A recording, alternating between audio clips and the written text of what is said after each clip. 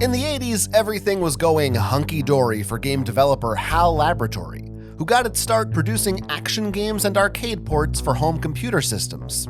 Later, they worked with Nintendo on titles like Pinball, Golf, and Mach Rider, and everything seemed even hunky-dorier. Until severe debt reared its ugly head in the early 90s. Due to low sales and the tortured development process of an adventure game called Metal Slater Glory, HAL found themselves in hot water. But then, like a video game angel from video game heaven, it was Nintendo that swooped in to rescue HAL.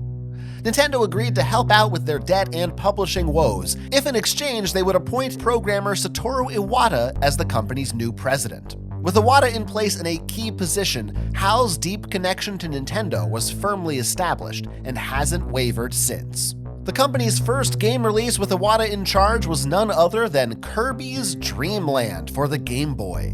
Kirby was the brainchild of Masahiro Sakurai, who developed the concept at the young age of 19. In order to create a game better suited to inexperienced players, he made the pink puffball, or perhaps a gray or yellow puffball depending on who you ask, with the ability to float and suck up enemies, enabling players to breeze through levels. Kirby was originally only a placeholder design until the team became too attached to the little fella to let him go. He was also originally called Popopo, but was renamed in honor of Nintendo's defense attorney, John Kirby, and because there's no way anyone in the United States was buying something called Popopo.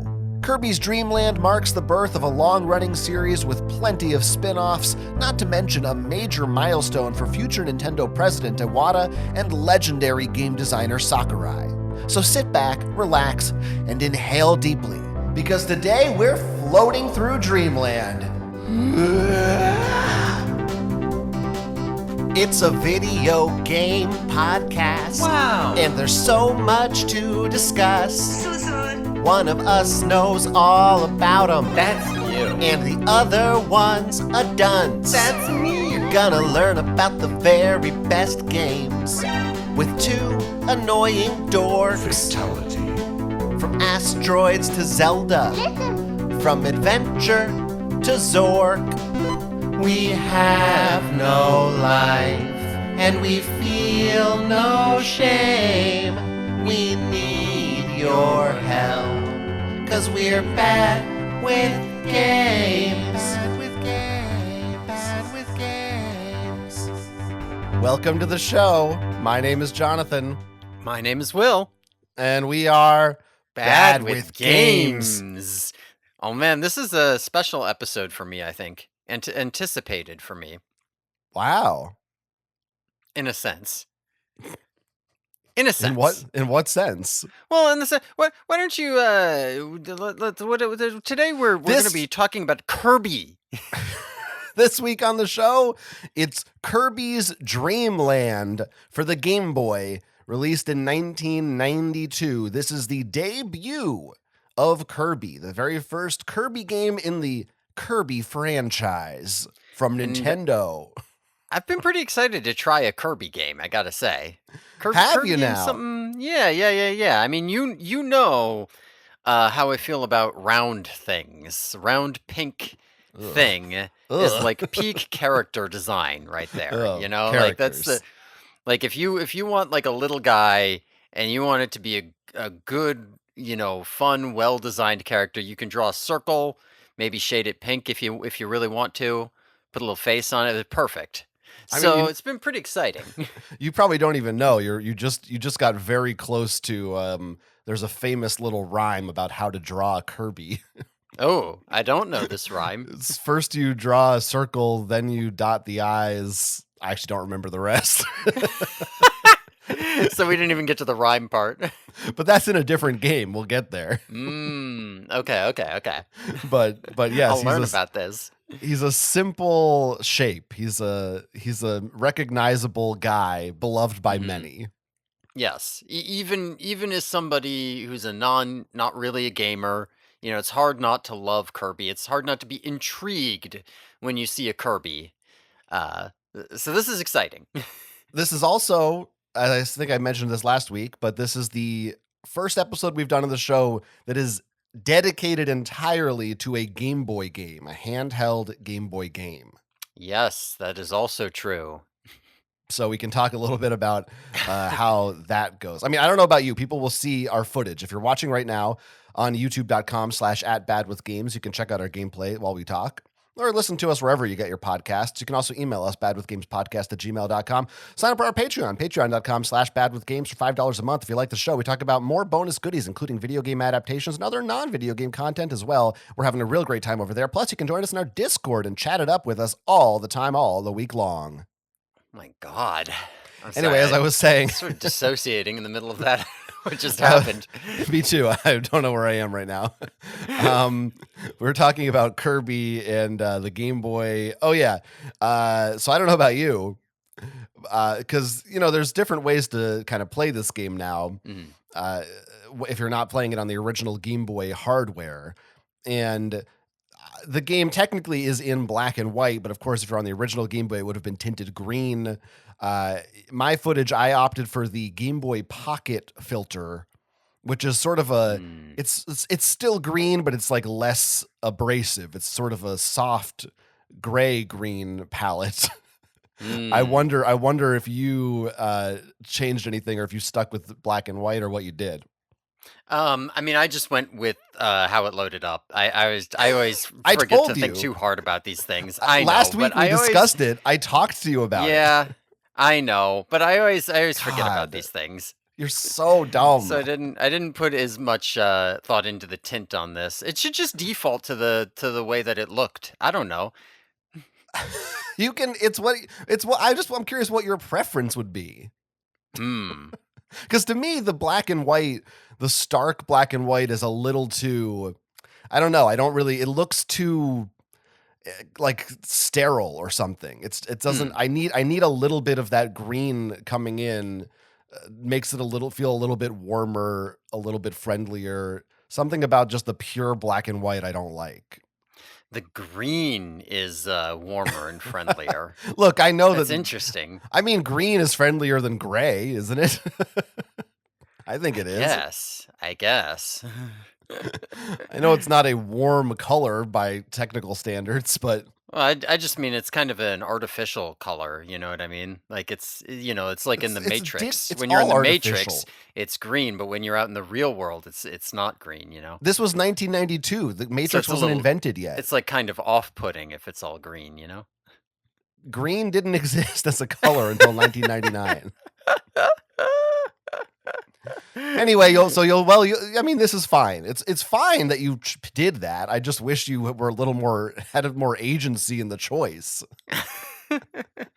But viewers will see the difference, and they can decide what they like for themselves.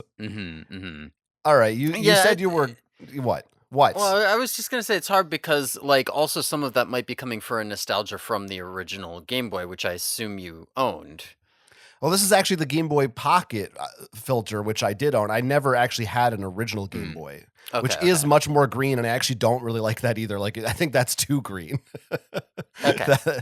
So I like the middle ground. Yeah. So maybe it is nostalgia. Yeah, maybe it is, because I don't really have an association with this. Anyway, we'll discuss it in our upcoming segment here. Right. You said you were excited about this episode, so tell me, what draws you to Kirby? What's your history with Kirby prior to playing this game? Your lore. My lore. In terms of actual Kirby games themselves, I believe I have technically played Kirby games before, but only ever in like the kind of bullshit way where it's like, oh, this is co-op, but not really co-op, so I'm just kind of doing whatever while other we people did a are little playing. bit of that. Yeah, like we've done that, and I've done that with other people as well. But I've never sat down and played a Kirby game by myself. I've certainly never finished a Kirby game. Never owned a Kirby game. Nothing like that. But Kirby is just a really good character. I love round characters. I love big Oh, dumb looking. oh. I love the ghosts in Pac-Man. If you know anything about me, my favorite Pokemon is Wigglytuff. You can see some, Mm. perhaps some resemblance here. Um, so Kirby as a design has always been the sort of thing where it's like I want to like his games because I want to like him. And I was aware going in that Kirby games are famously quite easy. So, that's also potentially very good for me as somebody who's never played a Kirby game. Now, most of the Kirby that I've actually played as in my life has been in Smash.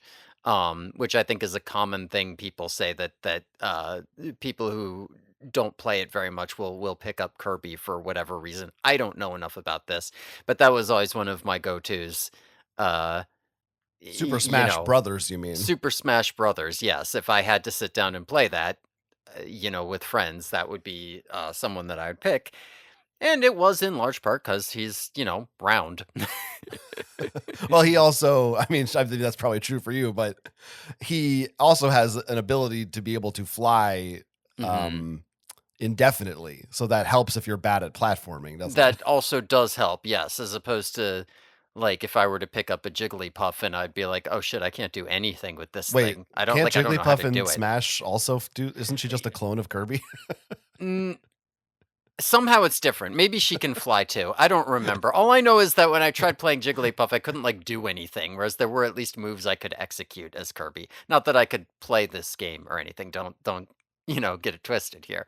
You notice we just both gendered Jigglypuff as female, hmm but of course, a Jigglypuff could be male or female. It could be, but it's 75% to be female. Oh, really? Yeah. You're such a fucking nerd. You suck. Anyway, you're leaving out one other important part of your background, I think.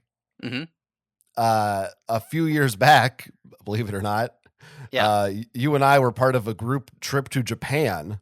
Yes, that did happen. And Japan, of course, loves Kirby.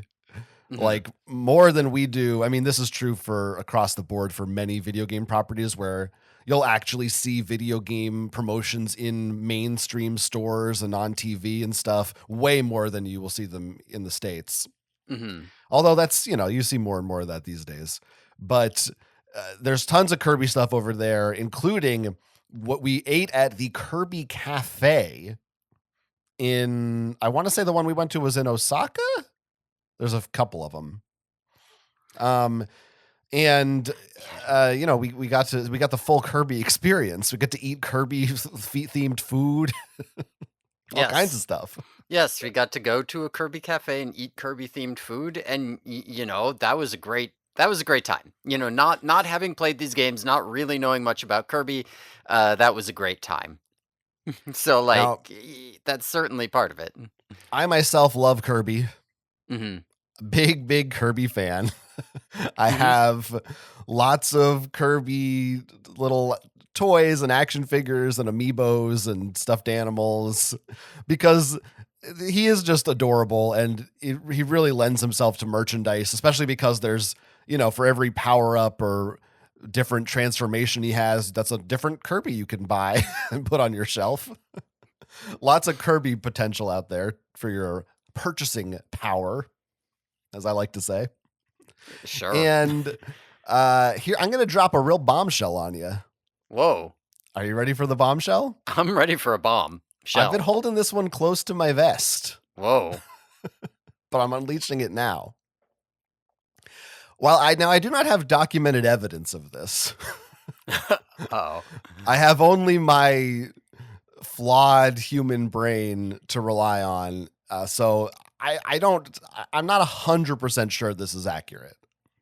But to the best of my knowledge and my memory, I believe that Kirby's Dream Land for the Game Boy was the first video game I ever played. Wow. I know when I was very young, my parents had jobs, and we Oh, had a series that of sucks. sometimes you have babysitters, like that happens when your Right. parents aren't home.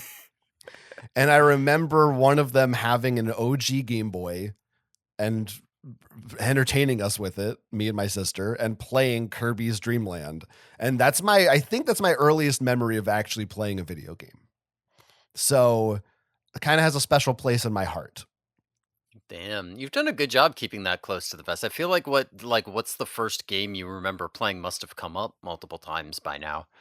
It could be. It's possible. It might be, unless I mentioned it in the intro episode and I just forgot. It could be. I don't remember. Maybe I wasn't holding it close at all. Maybe I already said it. Don't know. But that is true, and I have had a love for Kirby ever since then. Now, the Kirby series holds a very special place in my heart. I don't quite hold it in the same esteem as a series like Mario or Zelda or Metroid as far as Nintendo franchises go. It is a little bit more unassuming by its nature. There isn't really there's never been sort of an Ocarina of Time or a Metroid Prime or a Mario 64 level game of Kirby. There's never been that this Kirby game changed the industry, you know? They're all just kind of they're all cute. They're all not that hard to play. They all just kind of exist, and you can pick them up and do what you want with them. And none of them are overly ambitious or trying to break new ground that much, although some of them do a little bit here and there. There are a lot of also spin-offs in this series. So some Kirby games have wildly different gameplay than others, which is another fun thing about them. Mm-hmm. But I just, like you, I love the aesthetic, and I also love sometimes a brain-dead easy game. Mm-hmm. Which many of these tend to be. Yeah, and that will be a little bit different for the two of us. What might be brain dead easy for you might be totally reasonable for me.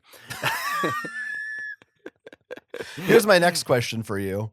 Mm-hmm. Beyond Kirby, how much do you know about the names Satoru Iwata and Masahiro Sakurai? Those are names that I know very well, but I probably would start getting it wrong if I tried to assign, you know what I mean? What exactly were they responsible for? But I do know both of those names as really big names. Yeah, well, specifically associated with Nintendo.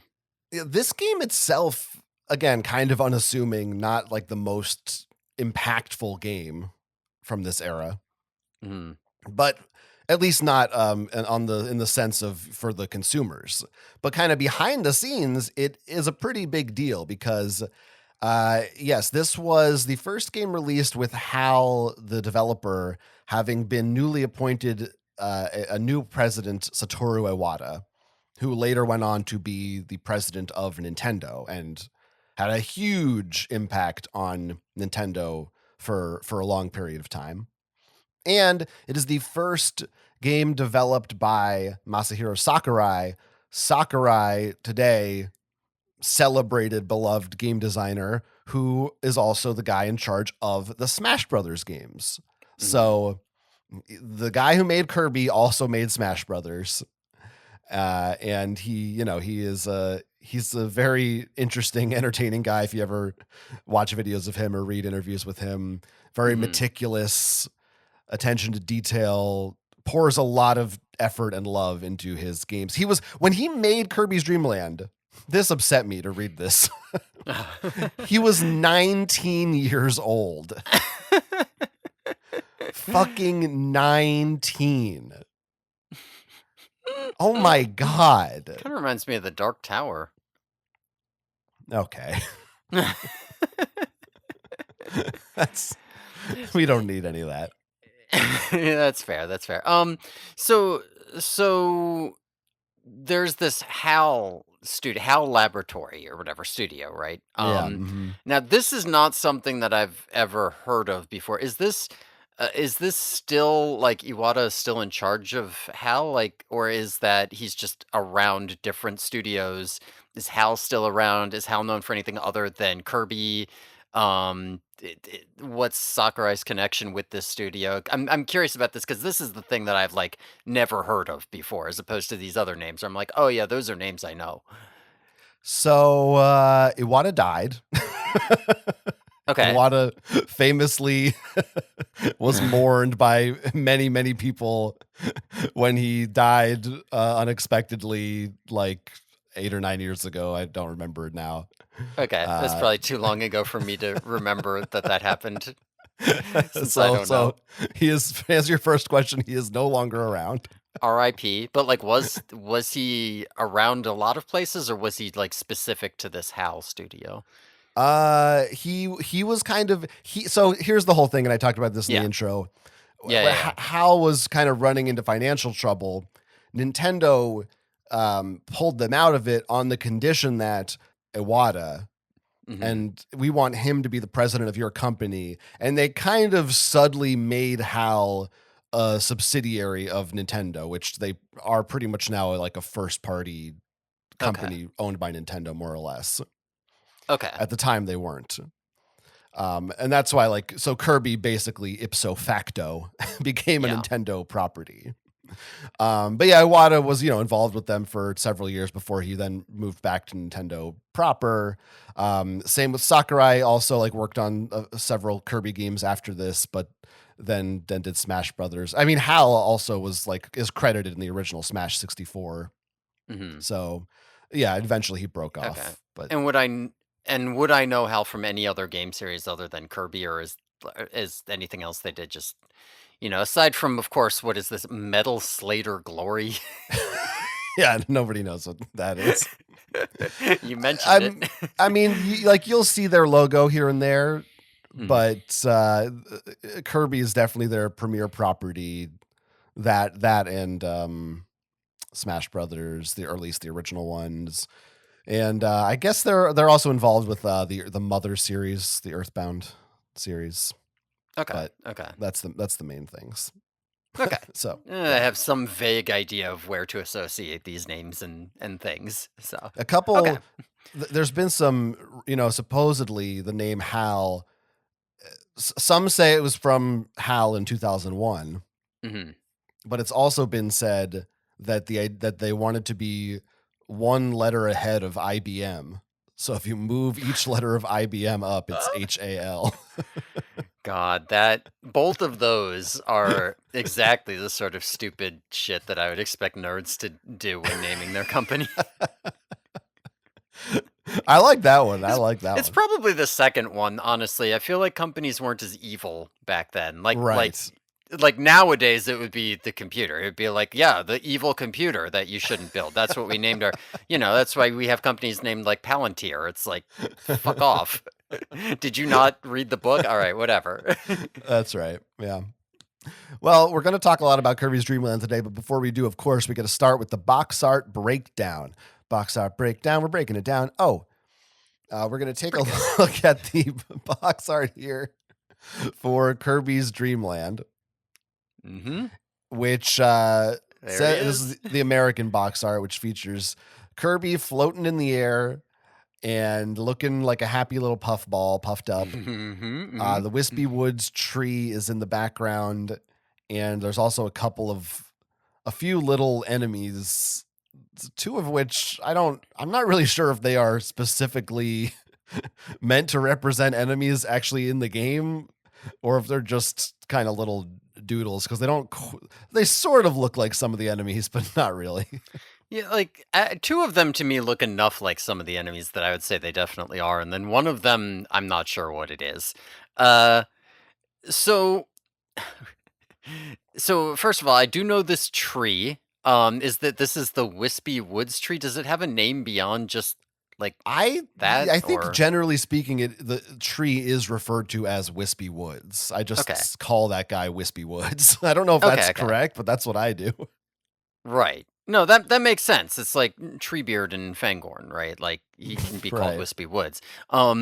Yeah, I mean, even before I get to this box art, this is going to be a problem that I have with this game is that there are like a billion enemies and I love all of them and there's not really a good catalog of what they all are. Like the manual for this game, a lot of the other games will have these big long manuals and they might have pages and pages that just show you like little art of all the different things you might run into with their silly little names. And this has none of that. Yeah, So well, I'm not going to know what the heck to call any of these things, and there I is think that's a one. misstep. There is one place you can see all that, but it's sort of hard to find. I'll Like in the reveal it later. game, or Yes, in the game. mm, I'll reveal it later. that's exciting. But yeah, I mean that's fair. There are a lot of little guys, and the manual does not tell you who they are. Yes, what going into this, I was like, can I just find like a good, easy, like here are all of the sprites from Dreamland with all of their names, and not really. Like I can find the sprites, I can find the list of the names on like the Kirby wiki or whatever. But then I'm like, these are not helpful. I need to like click into them and scroll through to the Dreamland to figure out what they even are. I saw here's a I'm sending you a link. This one's not bad. Okay. There's some KirbyInformer.com Mm. has the sprites with names next to them. Okay. That's Yeah, actually this will be really helpful. I see right here. Yeah. Okay. okay, Well, good. good. I'll be able to use this. Good. We're prepared now. Yes. So, So so this this box box art. art. I mean, look, we got to talk about the one obvious Mhm. thing that you got to talk about on this box art. Yes. Which is that Kirby does not appear to have a canonical color yet, right? They have a black and white game, so in the box art, he's just white. So this is pretty funny because apparently Sakurai did always intend him to be pink. Hmm. He just did not communicate that well enough to the rest of the team. So from what I read, supposedly Shigeru Miyamoto actually thought he was yellow. Hmm. If you look at the Japanese box art for this game, I think it's what came out at the time. He is pink on that art, Mm. but in America, nobody told them, so they were like, I don't know. He's Yeah. gray, I guess. Yeah, I mean, in the manual, he's also white. Like, right here at the start, there's a Kirby and a DDD, and DDD is colored in, and Kirby is just not. Yeah. Yeah. It is sort of odd, but especially for now when he's so pink all the Hmm. time. That's his like Yeah, one of his main defining factors. yeah.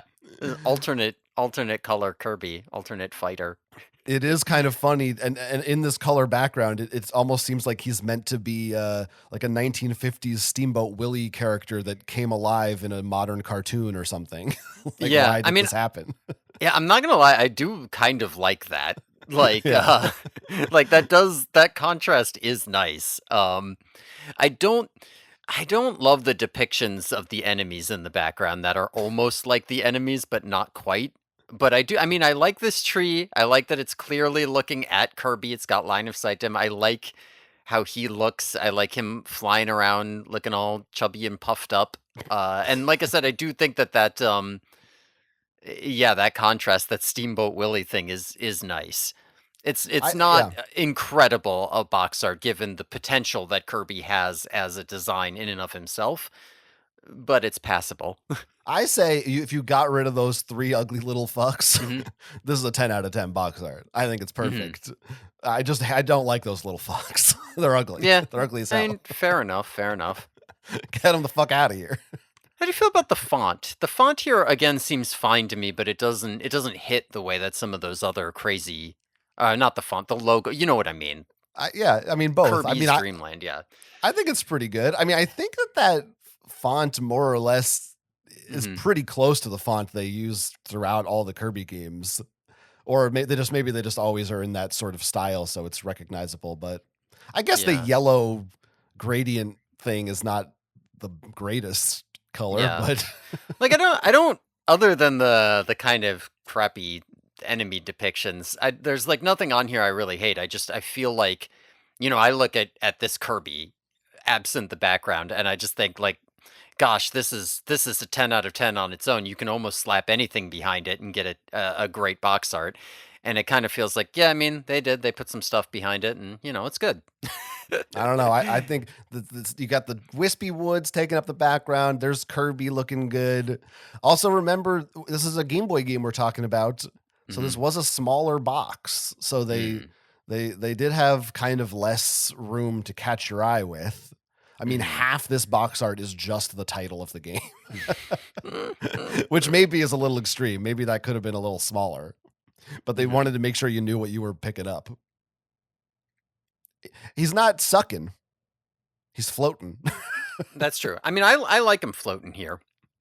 You know, sucking is kind of nice, but like, I don't know. I feel like it's better if you have the context of the Kirby game. For the first game, it's kind of nice to just have him floating along, having a good time, because you wouldn't know what that means if you'd never played it before. You might be like, oh wow, that's crazy. I'm intrigued, but like maybe for an easy game for a new player who's like just excited to play with the cute guy, maybe it's better to just kind of have more of a carefree look to it. This is the Super Mario Brothers 3 problem of what will I do if I don't know precisely what's happening on the box art the first time I see it? Well, I'm just thinking like who's gonna be drawn in, and like I think the sucking up could be good, but it's not like flying isn't equally iconic. I'm just trying to think like if your market is like, oh, I'm not an experienced gamer, I want an easy, cute game, right?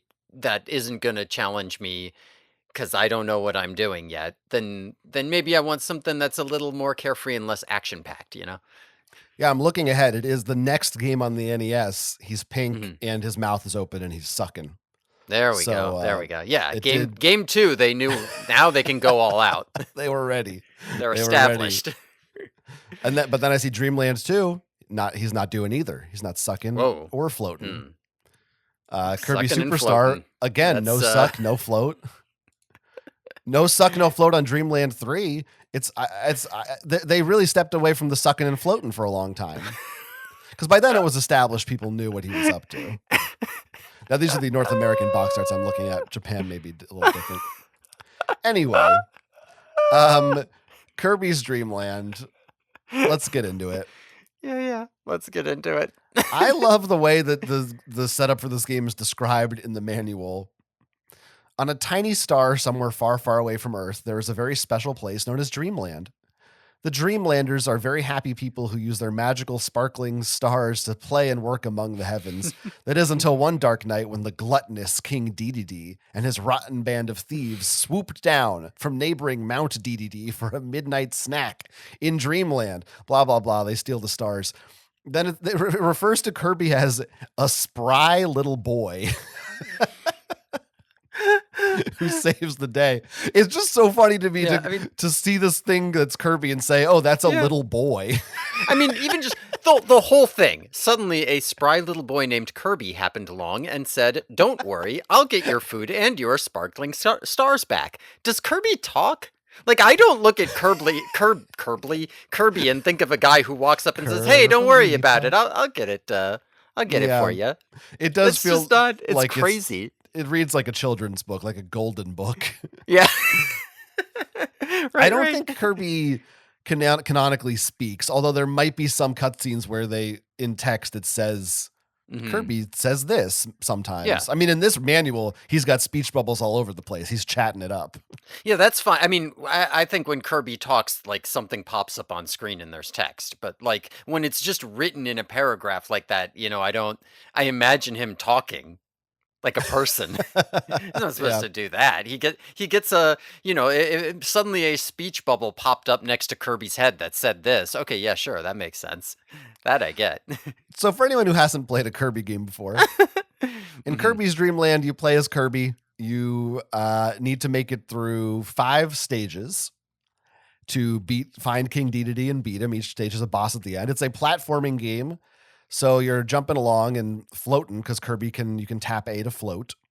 And Kirby can swallow his enemies with the B button. Swallow them and then spit them back out at other enemies, or he can just swallow air when he floats and spit the air out to also attack enemies. And this game was the design philosophy behind this game was let's make something that would be good for people who aren't used to playing a lot of games like this. So that's always kind of been, from the beginning, that was Kirby's MO, this is a series that you can play if you're not a hardcore gamer. Yes. Now, I think you hold up to float rather than tapping A, unless you could also tap A. I 100% tapped A. Oh, okay. You can hold up? Yeah, holding up makes you fly, according to the manual. That's weird, because that's, in every other Kirby game, you definitely tap A. Hmm. Yeah, A button. This button makes Kirby jump, and if you keep pressing it, he Okay. flies. Okay. And then up is How do also you fly. always manage to find something fucking weird in every game? What the fuck? That's what the up button does. I don't know. You're so weird. What's wrong with you?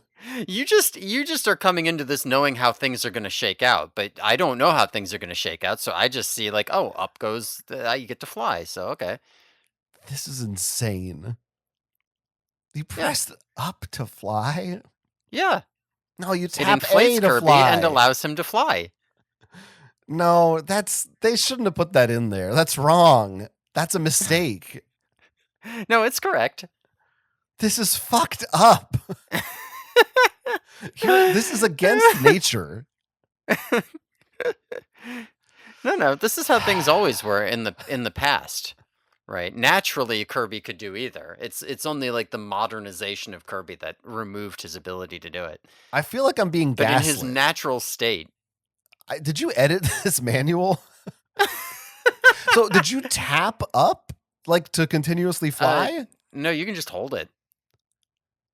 But then you just go straight to the top of the screen. Yeah, you can kind of And- like flick back and forth to go side to side. I don't know. It wasn't a What? problem. Now this is I need to understand how you engaged with this. But I assume you had to like hold it up and then let go to drop down and then press down again to fly up or something, right? Yeah, I mean, if I let go of it, I'd slowly drift down. But if I let out my puff of air, then I fall down fast. Right. Yeah. But like if you're letting go and then pressing it again when you want to go up, that is essentially the same thing as tapping the button to float in the air up and down.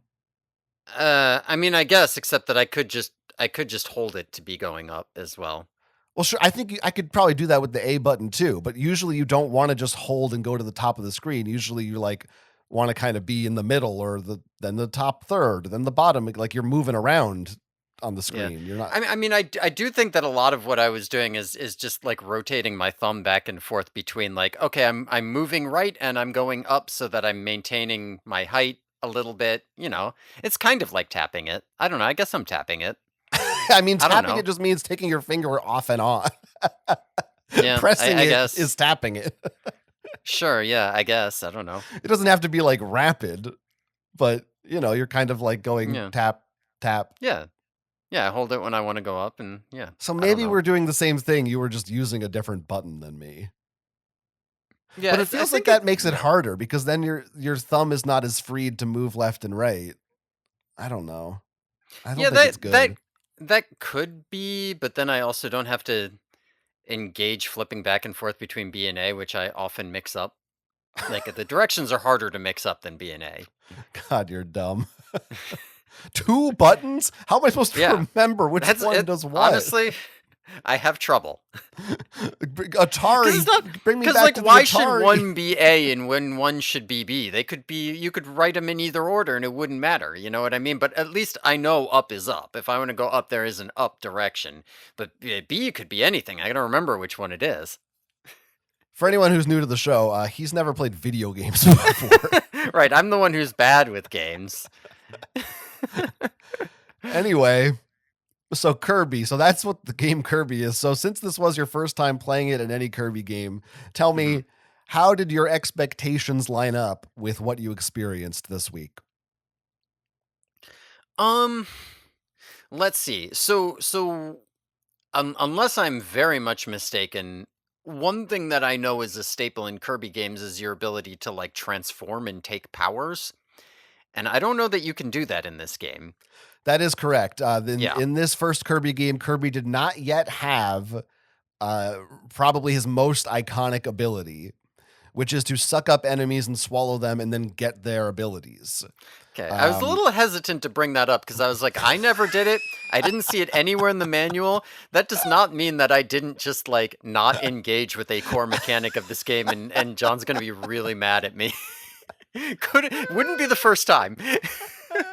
Oh boy, I should have lied. I should have let you sweat.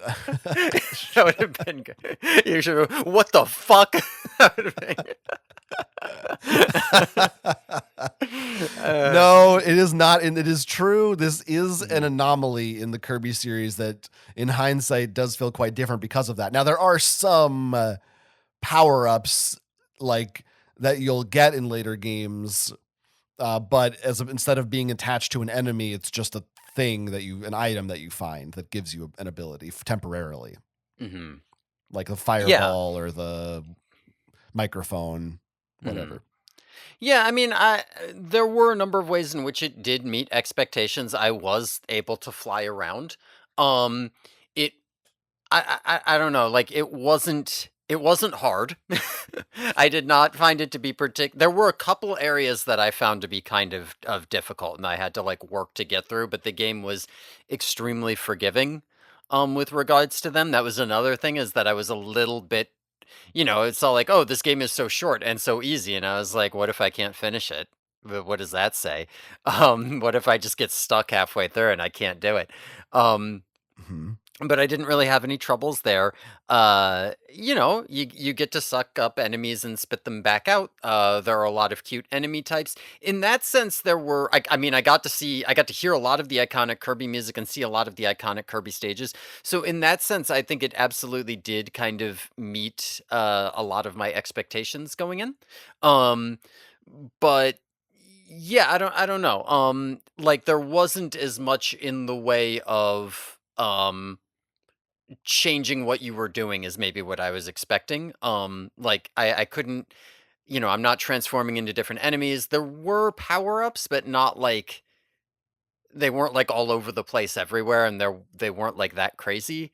Um so it was a little bit more straightforward in that sense, but what did kind of impress me, and maybe this is just because we've been playing so many games that are so much older than this at this point, was just the sheer number of little guy enemies there were. Like, as I was going through, I was very impressed, kind of going through and saying, like, wow, there's there were a whole bunch of different, like, cute little guys in that stage. And now I move on to the next stage, and there's this whole extra suite of cute little guys, and a lot of them don't even behave that differently. Like you could have just used the same guys.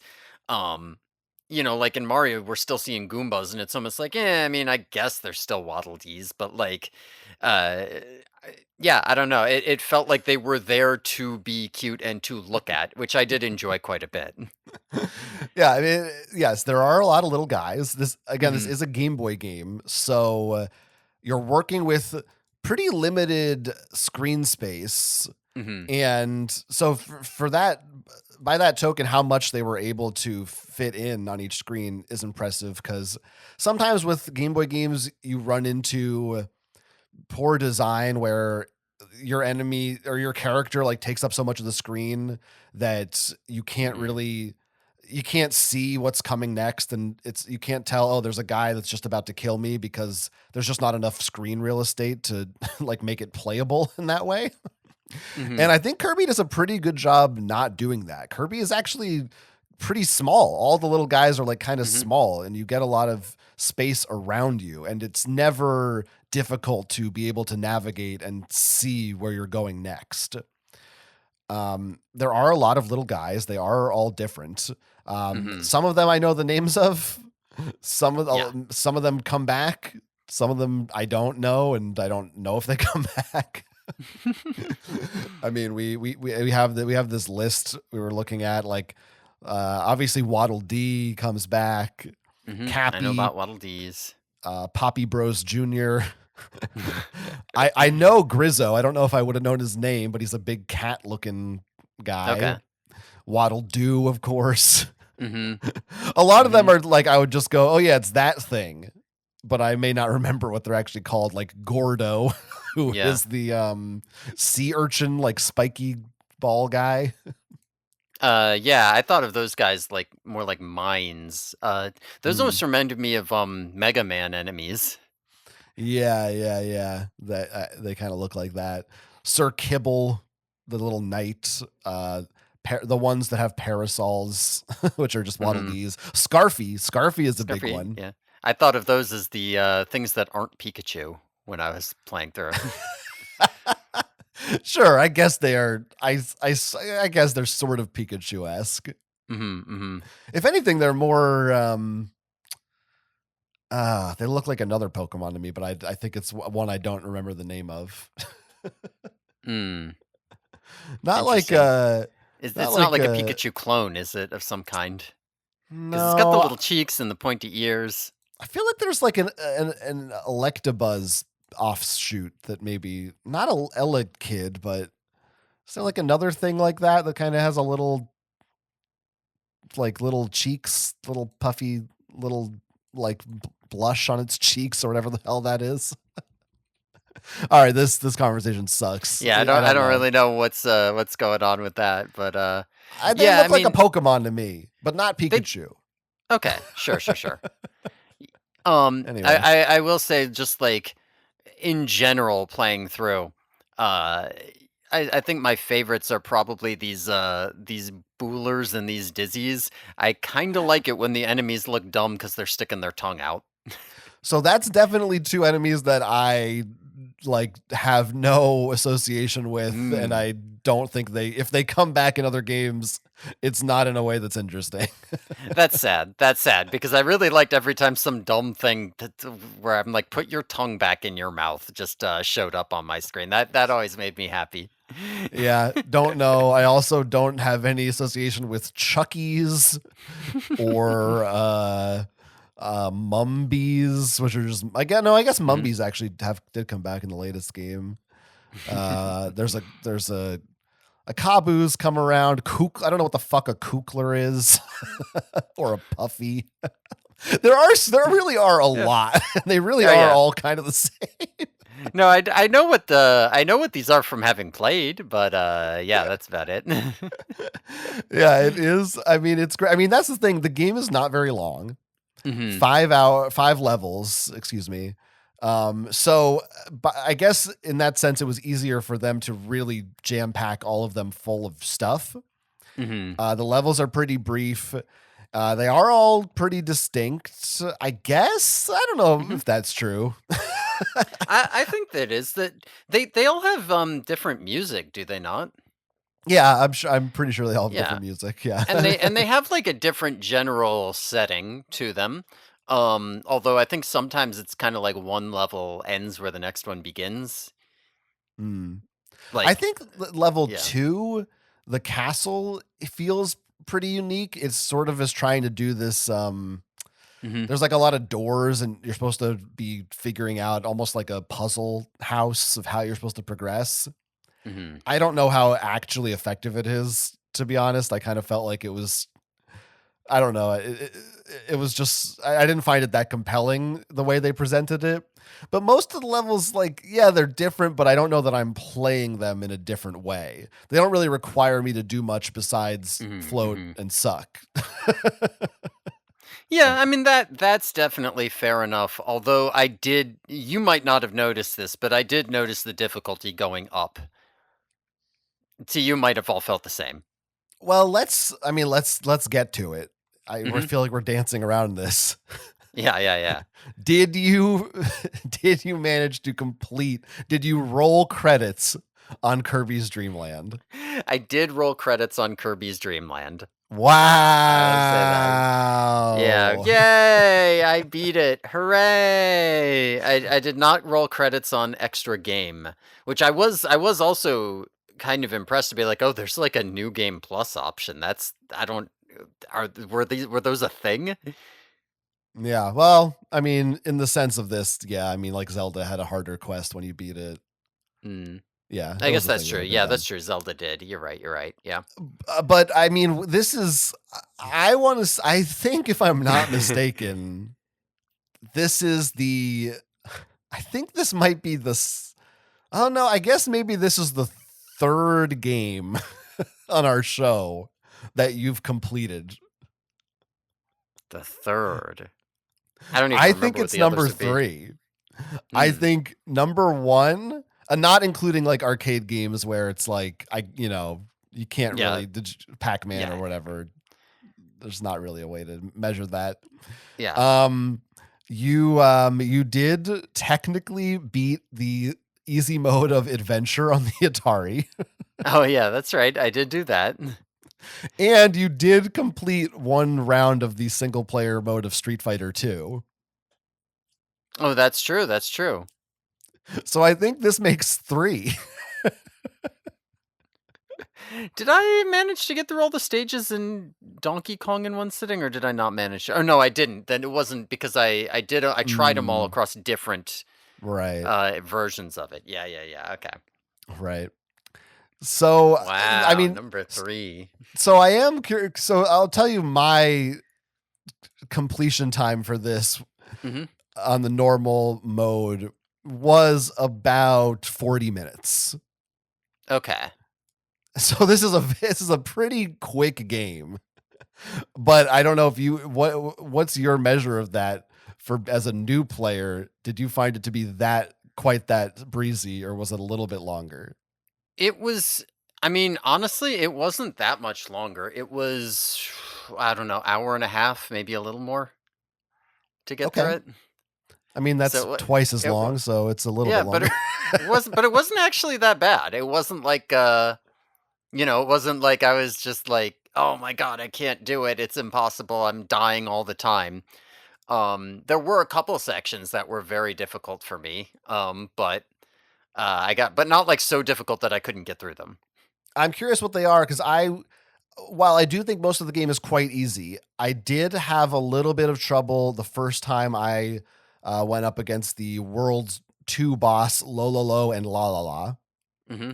And I did get one game over, which was in the fifth stage, which is just basically a boss rush. You have to fight all 4 bosses again, and Hmm. then you fight D. I got a game over there the first time, and D himself took me a few tries. I did think, to me, King D was the one part of the game that actually is like a little bit of a challenge.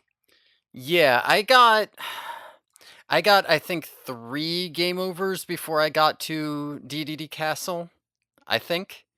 Um but and then I got a bunch of game overs against DDD. I think I actually had to have like a full game over against DDD before I figured out how I was even supposed to hurt him because I was like, I don't know what I'm supposed to do. I don't understand. Yeah, it's pretty much the same as every other Well, boss. it's not though because like the other bosses will very definitive. So the way that the bosses work, right, is that most of these enemies you can suck up or you can like spit your little air pellets at them, right? And the Yeah. bosses can't be hurt by any of those. The only way to hurt bosses is you're going to suck up something like some other enemy that they will provide for you or bomb or whatever and then spit it back at them.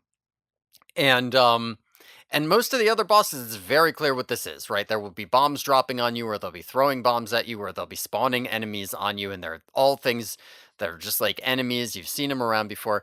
DDD doesn't do any of this. There are attacks that DDD does, and when he does them, little stars come out around him, and you can suck out and spit back the stars. But I don't know that I ever was sucking up stars before, so in my head those were just like little effects, right? It was like, "Oh yeah, he's got a little effect when he lands." It wasn't obvious to me that that was a thing that I could be getting. And once I figured out that it was and tried it, it was actually still pretty hard for me to beat him, but at least I wasn't like stuck. Like I Well, do have a section you might see the game pause for a long time because like I got there, I like went through like a full round of lives without hurting him once and I just like went and reread the manual like 3 times and was like, "Am I missing something?" But I figured it out. I guess I will give you a small amount of grace here I figured it out. because it is true. I didn't really think of this as I was playing. I don't know. I'm looking in the manual. There is a little screenshot with Krako and different boss, and I do see a Mhm. star shooting out of him. So maybe there's. Oh no, that might be the star that you get to move on after the level Yeah, after you beat him. I'm yeah, not because sure. Krakow, there are little waddle doos, I think, that Yeah, come out. but in it is true that in like every other Kirby game, enemies having stars come out that you suck up and shoot at them is a very common occurrence. So to Mm-hmm. me, this was like second nature, very obvious what I was supposed to do. It didn't even Gotcha. occur to me that you might not know to do that. Yeah. And like also recall that like I don't notice details very well. Like I'm very much like I'm putting so much attention into like not getting hit or moving my character that like I'm actively trying to filter out irrelevant things. So if I see a little sparkle like that, my brain is just immediately being like, I didn't even notice it was there. Like I can't be paying attention to stuff like that right now. Um, so it did take me a while of just being like, okay, I need to be looking for literally anything on the screen that isn't King DDD. Is there anything on the screen that isn't him? Right. And there But was. overall, it sounds like you would say this game was a success in allowing a non-gamer to succeed at it. This game was a success in allowing a non-gamer to succeed at it. He said it. He said it, folks. Now, one thing about it that I did notice, was that it at the points where it was frustrating, because it was difficult, it was kind of just frustrating. Like this is I think something that I would kind of put against the game is that when it was easy and I was just like looking at all the fun little guys and sucking up guys and maybe I go whoops and run into some things or fall off a cliff or what have you, I don't know, but it's not a big deal, it's fine. Um I'm having a good time listening to the music and looking at the guys. But when I am in a boss fight and I am getting beaten up and I'm not quite sure what to do and I'm trying to figure it out, um, kind of pounding my head against that boss fight until I do figure it out is not particularly fun. It's more frustrating than it is fun. And it doesn't really, like, I don't like figure it out and then do it and then go, hell yeah, I did it. Look at how great I am, the way that I might in a Mario game. I'm more like, okay, thank God. Now I can go back to the stuff that I actually like, which is not trying. So it does make me wonder, like, if you were to hand this game to somebody even worse at video games than I am, perhaps say a There's no one. 3-year-old who has never No. picked one up before, or No, they would perhaps be better. my mother. You've No, not she'd seen be my better. mother try to play. No, you don't even know. You don't even know. You can't even. It's beyond your comprehension. Like it. I wonder if you could end up with issues where it's like, okay, I'm having trouble so early that it's not necessarily fun because making progress isn't as fun as just kind of existing in the world. Okay, but tell me, this is the part of the show where I mercilessly mock you for your lack of skills. Yeah, yeah, yeah. Like, surely Wispy Woods did not present a challenge to you. I mean, no, Right? not only because they're so generous with their lives and their health. You have a lot of health. You have 4 lives. You have So you died there's one of yeah, once or twice to Wispy Woods? yeah. How? Apples fall, you suck them up and shoot. You certainly don't need to like figure anything out. Like, I tell think me I at only least. died once to Wispy Woods. Okay. Now, Lololo and La La La, like I said, that's sort of, I Mhm, get how they can be a little tricky. You have to suck up these blocks that they have, mhm, whatever they are.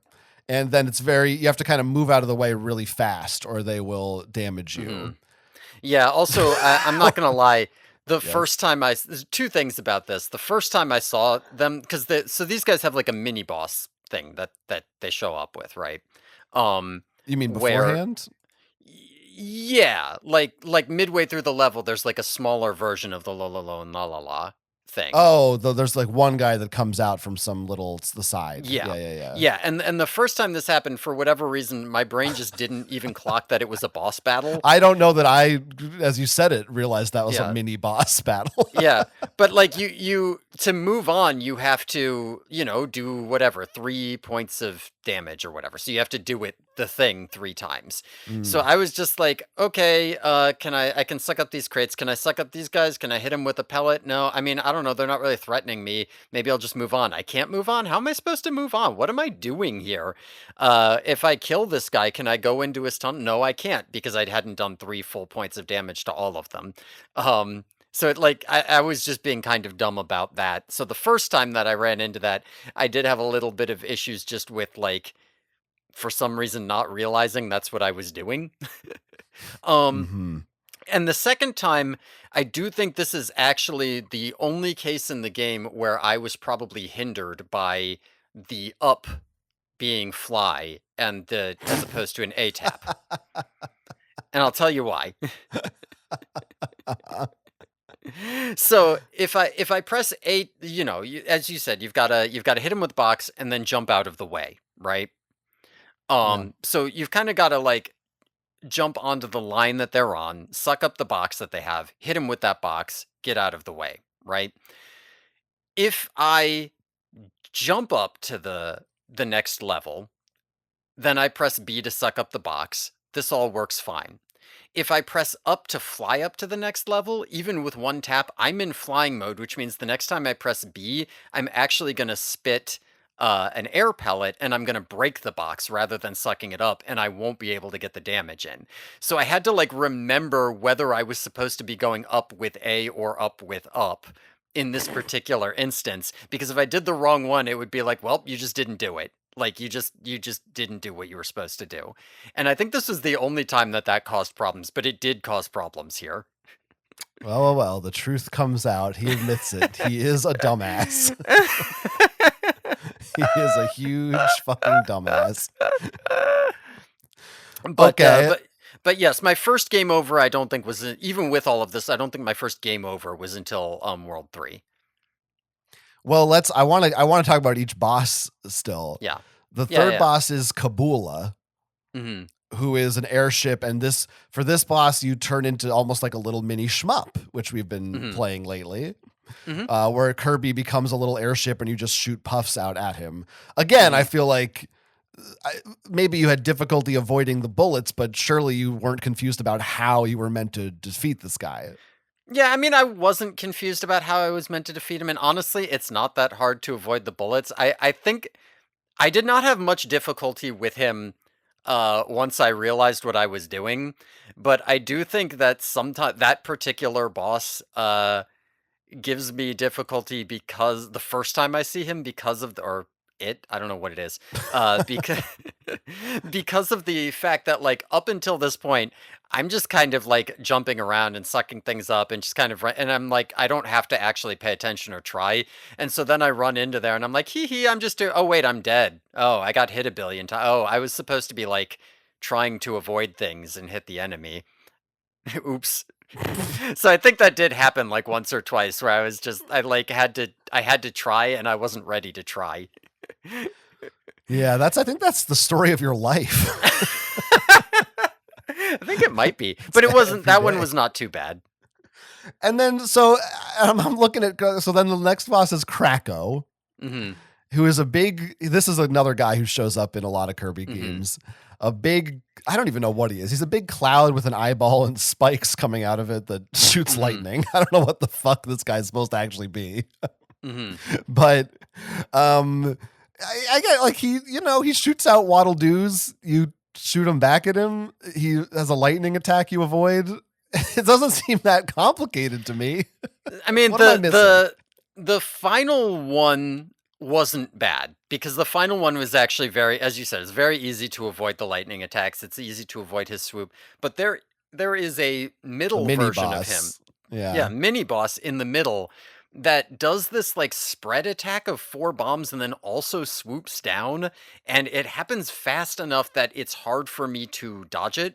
So I spent a lot of time on this trying to like just dying over and over because I was like I get hit every time this happens. And the solution I came up with was I can't avoid getting hit, but I have like 6 or 7 points of health and he only has 3. So if I just take 1 hit for every hit I do on him, it's okay. But I died a lot of times by just trying to not die or trying to not take damage and dying before I could hurt him.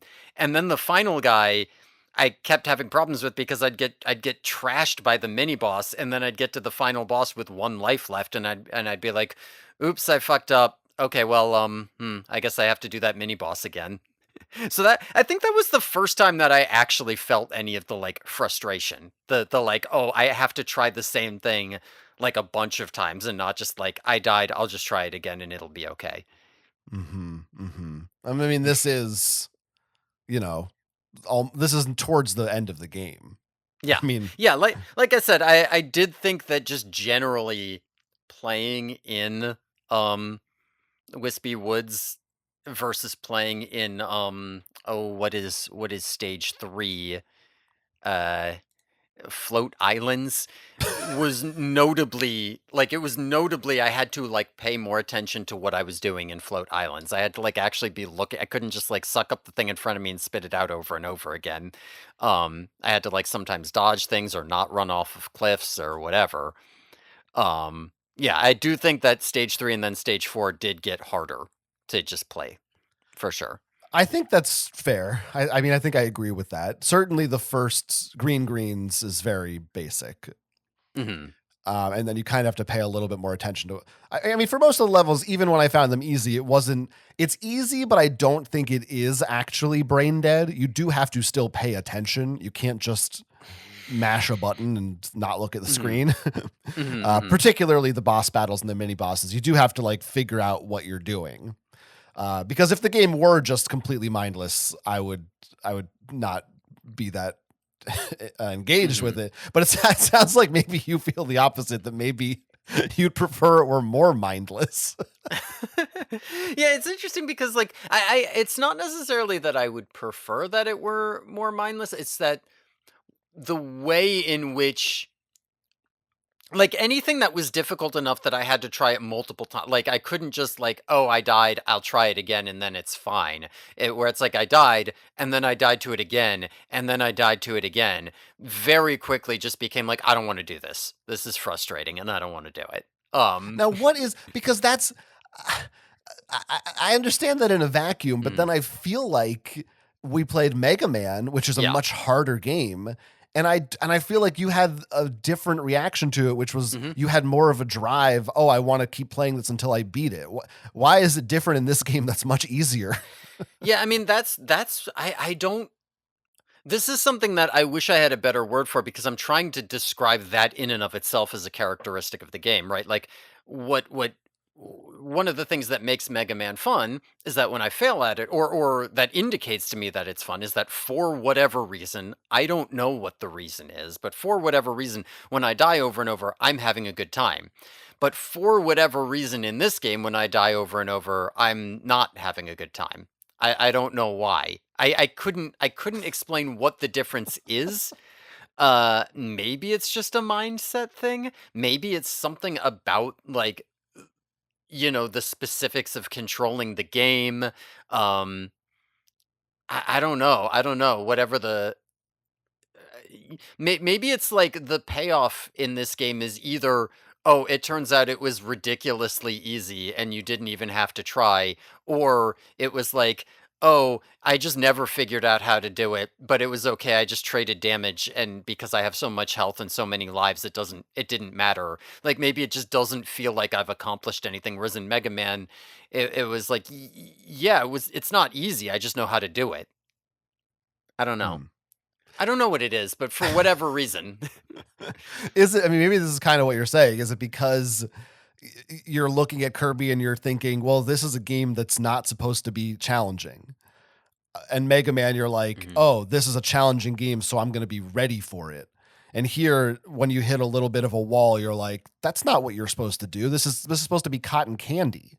I'm supposed to be having a good time in Dreamland. I'm I think that it is something about the way that the challenge itself works. But like the way that you actually go about doing it and like like I think that it is specific to the game. I don't think that it is what you said, but I am open to the idea that as I was speculating earlier that it could be mindset. It is possible that I'm going into Mega Man assuming I'm going to die, and in Kirby I'm playing these long stretches where it's fun and oh wait, I have to try. And so now that I'm stuck in the try mode, I just want to go back to the other thing. Like that it could be a mindset thing, but it feels like it is something about the nature of like how do I actually like learn this pattern and control my way out of it? But I can't put my finger on what it is. Maybe our listeners will be able to diagnose you. Yeah. I mean, listen, this game is easy enough that it's a good place to start for like, oh, I got to figure out how to control a platformer to some degree. Can Yeah, I jump? Can I beat Kirby without getting a game over? And I should be able to. There's no reason I can't do it since I've beaten it already. And that kind of training, like this is the level that I need to be training at. I need baby mode. I guess my next question is try to put. It's very different. We're playing it for this show, of course, but Mhm. pretend you're a child in 1992 with the so you'd have the same skill level that you have now, probably a little better. Mhm. Do you think, like, to you, was the frustration a negative to the point where would you be like, you should make these bosses easier and that would make the game better? Because also keep in mind, if you pay for this game and you Mhm. can beat it in under an hour, you're probably not very happy with that. Mhm. And probably the fact that you might have to try a boss a few times makes you feel like you are getting more your money's worth Yeah. for this game. Now again, I clearly I can enjoy it when a boss isn't easier, right? Yeah. It's not that I want the boss to be easier. It's just like I don't know what I want. I want to feel I want to feel more fulfilled. I want to feel less frustrated when I fail over and over and more fulfilled when I finally succeed. Right? I want that ratio to be different. And I don't know why it feels like that for this, but it feels different for other games. I can't explain it. I don't know well enough. I wish you could. I wish I could understand what it is. Cuz it's the same reward, you're getting another stage. I mean, that's what it always is. Mm. Like what's the disconnect? It's not that you're getting another stage, it's that you're able to do it. Well, what do you mean? No, I'm saying the reward for beating, well, Yeah, wait a minute. the reward for beating a boss is is knowing that is saying like now I can do it. Now hold on. You can't tell me this after how much you went crazy about Donkey Kong. Oh my god, a new stage. Now I love this game. You can't tell me that part of the reward isn't a new stage. I mean, yes, part of the reward is a new stage. That's true. Part of the reward is I a mean, new that stage. is the literal in-game reward. That is But what you that get. reward would hit the same no matter how difficult getting there was. You know I what I don't think mean? that's true. I think it hits harder when you had to work for it than when if they just give it to you. Maybe. I don't know. I mean, it's not a reward if they just give it to you. It's a reward because you had to do something. Yeah, I wandered around and then I found a new place. That's a reward. I existed. No, I So I was wandered. If all I did was exist, I'd never get off the first screen. right. Again, another metaphor for your life. And mine in many ways. Wow.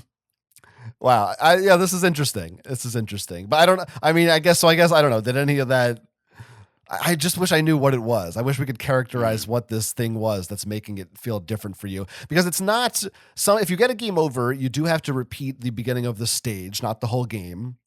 So was that frustrating for you?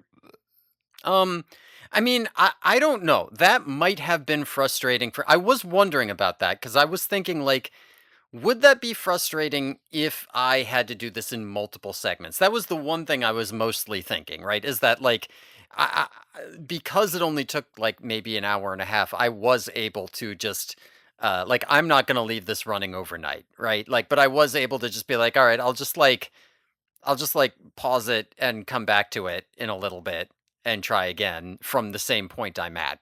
Um, but like I was wondering, like if I was a kid and I couldn't beat this damn boss, and then I had to put down the game, and then I had to play all the way back here before I could even play it. Like, would that frustrate me, or would I be happy because I just want to play more Kirby? See, Like as yeah, as a yeah. kid, you have a lot more of a sense of like, you know what I mean? Like you have a lot more ability to just be fascinated by the fact that you are doing something. Right, There's so because few in things you've done. on the original Game Boy, if you turned it off, there's no Mhm. save. As long as you Right. keep it on, you'll always start from the stage you were on. Right. But I think to me the game is so short that it's Hmm. like it's not a factor. If it were something, when it's something like Mario, where that's still relatively a short game, but it's like there's 8 worlds with 4 levels each. That's a lot. Here, there's literally 5 stages, and one of them is just the same bosses you already fought. So I'm Hmm. like, if I got to do levels 1 through 3 again, like it's not that it's like 20 minutes. It's not that big of a deal, especially if I've done it before. Hmm. Very, It's very it's yeah, Yeah, it's probably fine. It's hard to guess though. I am wondering because like this is a Game Boy game, right. which means it's very specifically for like on the go. Like so if you're for example a kid playing this on a road trip, right? Then you probably really like that because like you don't want to just pick it up and get right to the hard part and then you do that for 5 minutes and then put it down. Like I'm in the car. I'm bored. I want to pick this up and play this the whole time I'm in the car and it doesn't really matter what's on it. But I am wondering like it's not like it's not like Tetris where I could say like I've got 5 minutes, I'm going to pick up Tetris and play a game or two. Or a more advanced thing like Pokemon where you've got a save and so you can say like well, I'll just pick it up and I'll just start playing and then if somebody says 5 minutes from now, hey, you got to stop. Okay, cool, I just save. Okay, it's off, whatever, who cares. Um like this doesn't feel like a game you can do that as well with because of that lack of save states. But also it's so short that like it just doesn't like I don't know how I'd feel, but it's hard to put myself in that position now. I think it's a game that really encourages you just replaying it several times because it's so short. It's like, Hmm. yeah, you're not going to get 20 hours out of this unless you play it 20 times. And it just becomes kind of the like, Hmm. you get to a point where maybe you're so familiar with it that to me, it's almost like Star Fox or Pokemon Snap Hmm. or even like Contra maybe for something we played recently or Mario maybe where it's just like yeah every once in a while I can just kind of pick it up and I can just like play through it because I just know how to play it and it's cute. I like the vibes and I'm not really thinking about it too hard. And yeah, I guess it's not the I have 5 minutes, but you don't want every Game Boy game to be you have to have some slightly more time committed games available. Yeah, I guess if well, I mean that's the beauty of something like Tetris is that like it you can play that for hours or for 5 minutes, Hmm. and and once you have save systems, you can just make a super long game that you can play for a minute at a time. But if you can't save yet because you're too early in the tech, then yeah, you might just end up with games like this that just have to be like this. Yeah, but I mean, remember, there's also the like, I'm a kid and I'm on vacation and I'm in the hotel room or something. Hmm. Like, there's other, or if you're me, I would also just play my Game Boy at home. Like, Hmm. I didn't need to be on the go to know for a reason to play it. As I'm sure you well know as a Pokemon player. Hmm. Hmm. But yeah, it is. I mean, it is interesting to examine it from that lens as a handheld game. I do think Hmm. that sometimes the controls are a little bit less precise than I want them to be in this game. The moments that I found most frustrating were every once in a while when I really wanted to be facing one way and sucking something up, and I just didn't quite. The D-pad really needed me to like hit it much harder Hmm. than I was, and Kirby was facing the wrong way, and I was like, "Oh, come on!" Which I think was part of the Game Boy handhelds D-pad controls were just a little loosey Hmm. goosey. Yeah, I mean that, as you know, is like the bane of my existence in these things is not knowing what direction I am facing. Right, like, watching me play Mega Man, being like, I have to like run away from this and then shoot at it. That this is like freaking impossible. So, like, I did have some trouble with that occasionally, where I'd be facing the wrong way, but I didn't know how much of that was me. Probably more of it was you than you think. I don't know about that. I just assumed all of it was me. So. Oh, I see. Okay, yeah. Well, then there you go.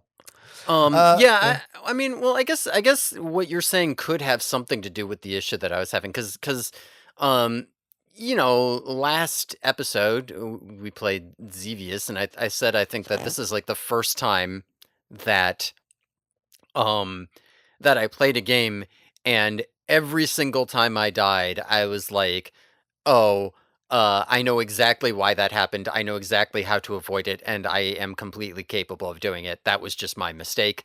And so, either I would do it or I wouldn't. But at no point was I ever like, I don't know what I'm doing. I don't know what I'm supposed to be doing. I guess I thought I was doing the right thing and I wasn't. Um, whereas that happened all the time in this game. Like when I was trying to fight the oh, what is it? Stage 4 boss. Um, Come Krakow? Krakow. Yeah, the Krakow mini boss with it would shoot down the like 4 bombs and swoop at you.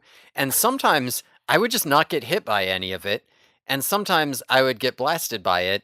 And as far as I could tell, I was doing the same thing each time. Or like with King DDD, there would be some times where I'd be like standing too close and I'd get hit by his attack, and other times where I wasn't standing too close and I'd be able to suck up the stars. And as far as I could tell, I was in the same place every time.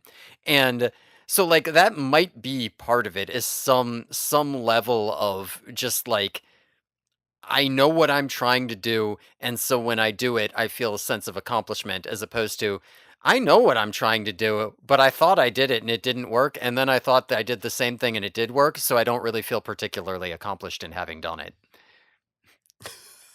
Right. So now we know that a game renowned for being one of the easiest games ever made is a little too challenging for you.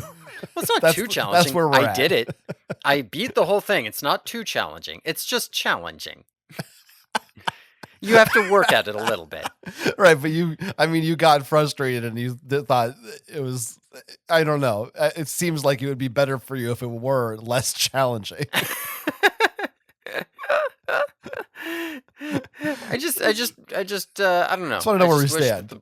Make the boss fights more like Mega Man. Of course. Right. Yeah. It should have been Yeah, more that like would be Mega better. Man. You see, you're reducing the whole thing to, oh, it's hard or it's easy, and that's my problem. And that's not my problem at all. Right. Your problem is that it's challenging. Frustrating? Yeah, my problem is that it's frustrating in the challenge and not whatever you want to call it. I just don't know where the rewarding in frustration success. stems from if it's not the difficulty. Yeah, I couldn't tell you. Okay, as long as we're both in the dark, then I guess I won't press you any harder on that. Now, as you mentioned before, once you finish the game, they give you a secret code, which you can input at the title screen to play the extra mode of the game. Mm-hmm. It sounds like you didn't give this any try, right? I did try it. Oh, you did try it. Mm-hmm.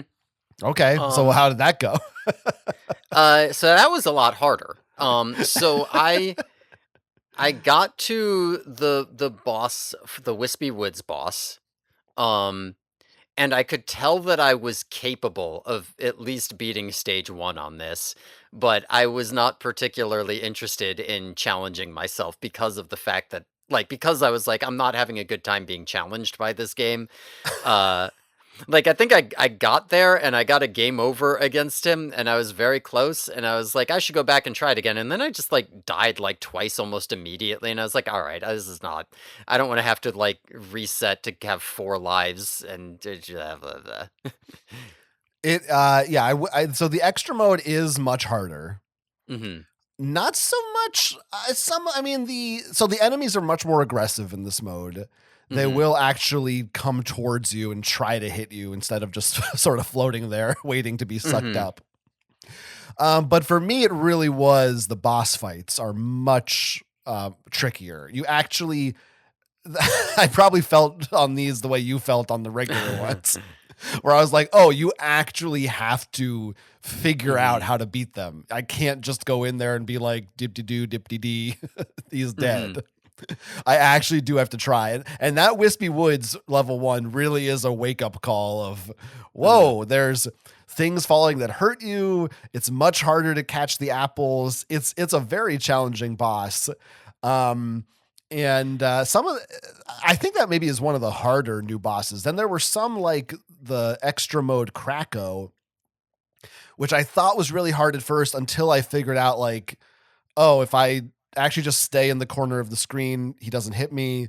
And then I just jump at this time. There was a pattern that I figured out that was like, oh, now that I know the pattern, I could actually beat this guy really easily every time. Whereas Wispy Woods wasn't that. It was just, I really have to fucking move and make sure nothing hits me. The King Dedede in extra mode, really, really hard. Took me a few game overs to beat him. I did go through the whole extra mode mainly because I was like worried I wouldn't have enough footage for the show. And I was like, I barely played this game. I might as well do this. I don't know that I otherwise would have done it. It was, for the most part, it was satisfying and I did enjoy it. And it still doesn't take like that long if you're a normal level player. It took me maybe an hour, hour and a half. Maybe. Okay, yeah, because I was gonna say I'm curious, like was extra game for you about as hard as regular game was for me?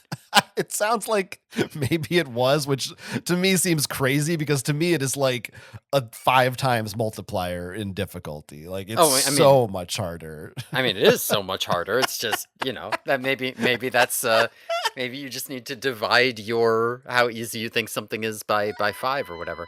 The extra mode is like a spicy chili and and regular mode is like there's a little pepper on this. That's how I feel about it. And you're like, ooh, this pepper. Oh fuck, it's hot. Yeah.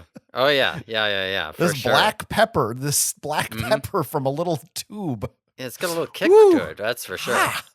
Oh man. Yeah, yeah, I feel you.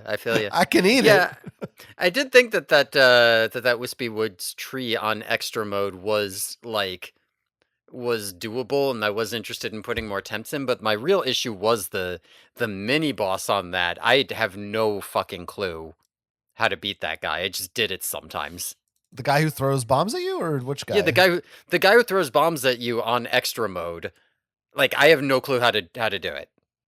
I did it. I did it multiple times, I think, but I don't know how. I mean, I think you suck up the bombs and throw them at him. Yeah, but if you just do that, he dodges by jumping. But if you try to jump and hit him, then by that point he's dropped his own bomb, and you just end up blowing up the bomb in front of him and not hitting him. Oh yeah. I don't know how you avoid either of those two things, but somehow it is doable because sometimes I did it.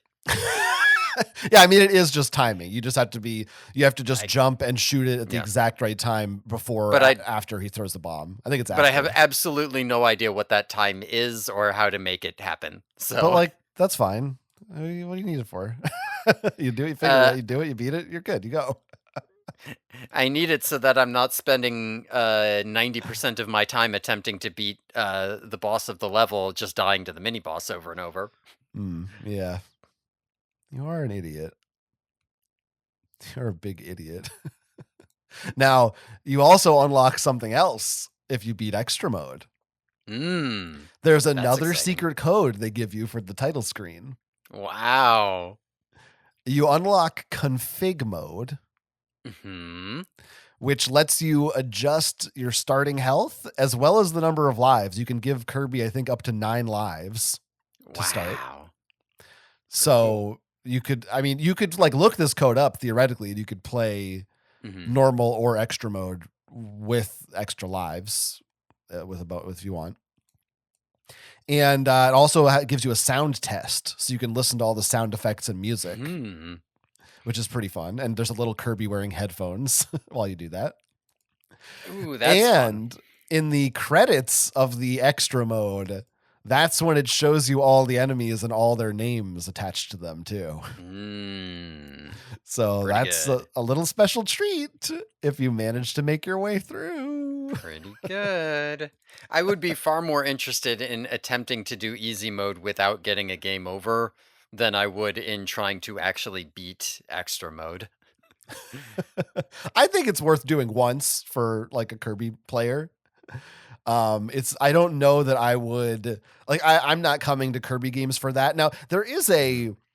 it kind of starts here, but most Kirby games have a continuing history of being pretty easy, but then having optional challenge modes, whether it be a harder Mhm. difficulty or just like extra stages or mini challenges or time trial challenges where it's like you can beat this pretty easy, but if you want to get all the stars on your profile, there's extra good ways to do it.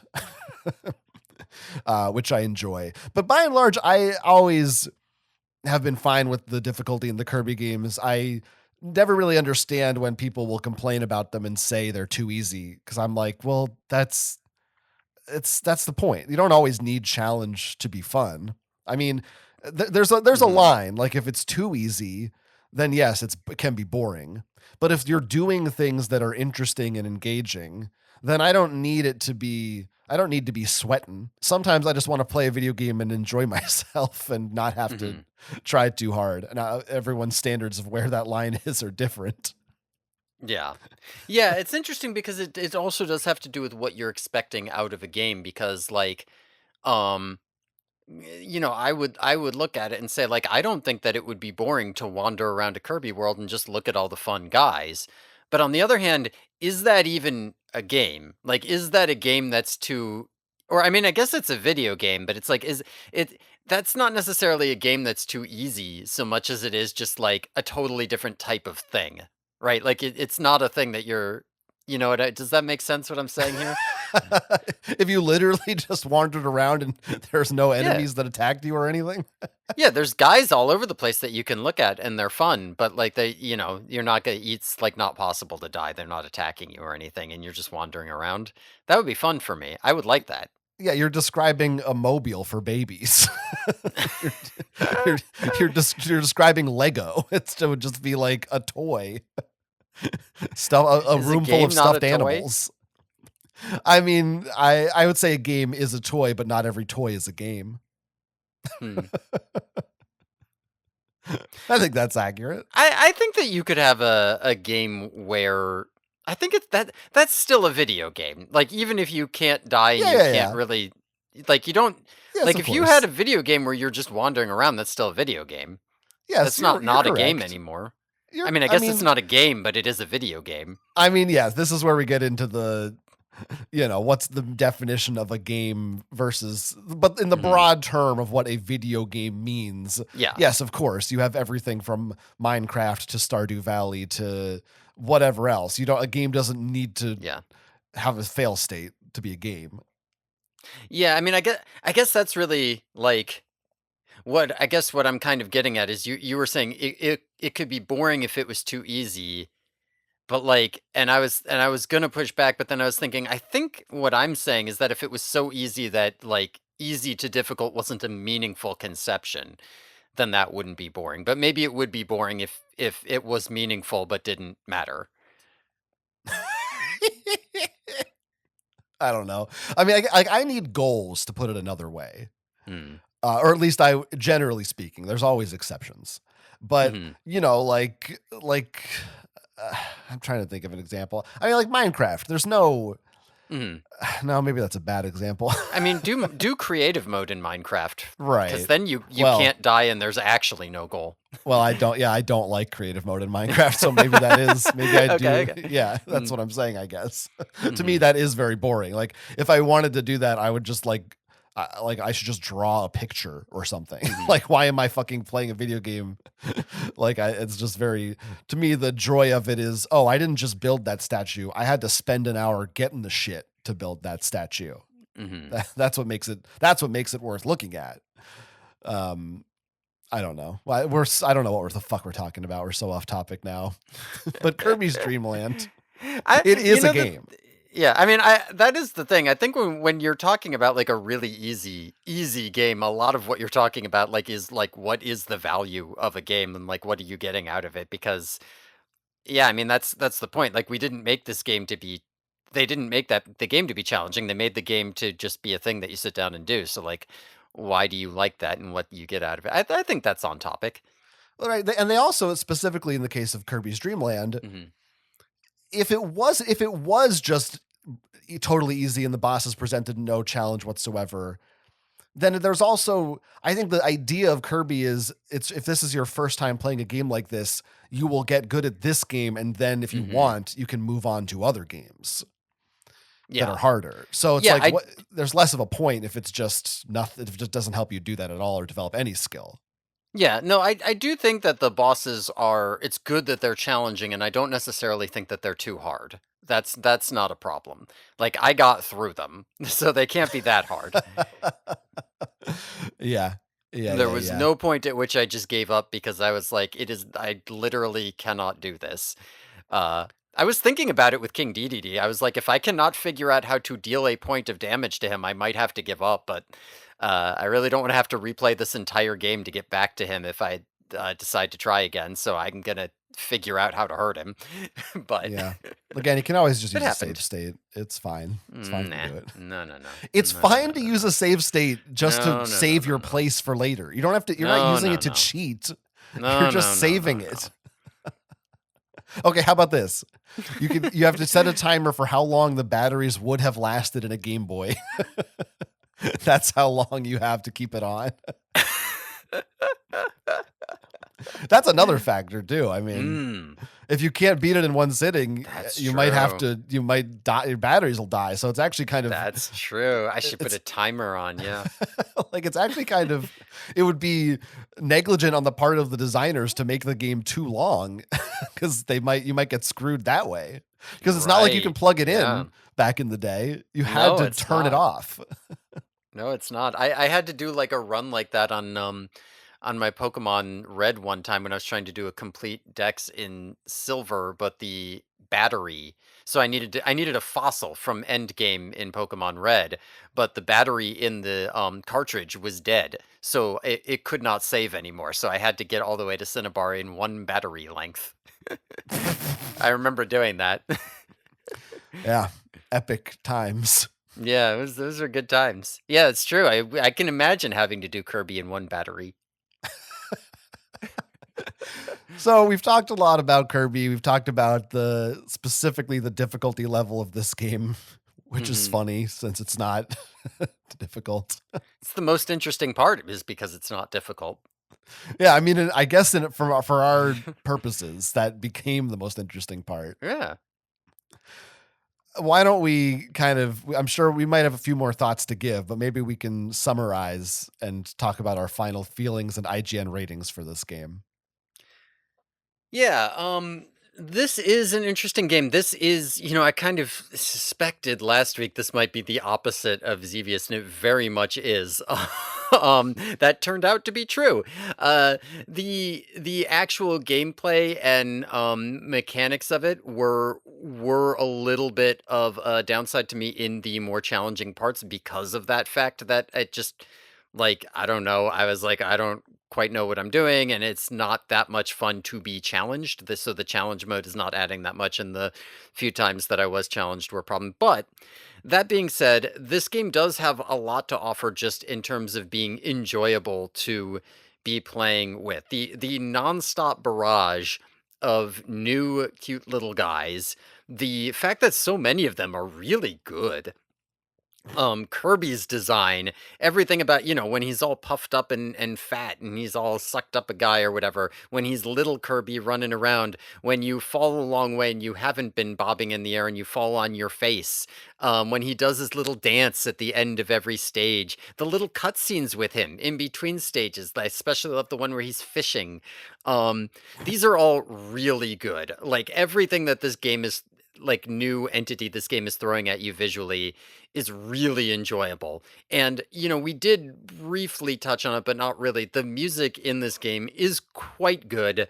I heard basically like all the iconic Kirby songs in this, and they were all very good in this. Um, so in terms of giving me like the Kirby experience, I get to play a game and there's Kirby and there he is and I love him. This game absolutely delivers on that.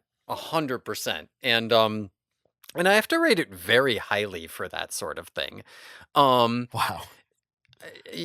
Listen, this is it's interesting because like this is I feel like this hmm.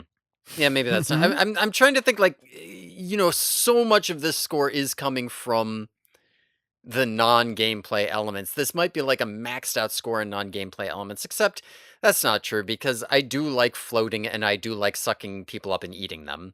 Right? Like that and Mhm. spitting out stars. That's all fun in a way that like the gameplay in Pac-Man say was not. Um Stop taking swings at Pac-Man.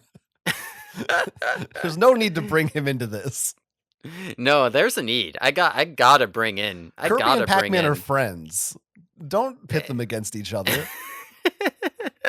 Yeah, one's the better friend though, for sure.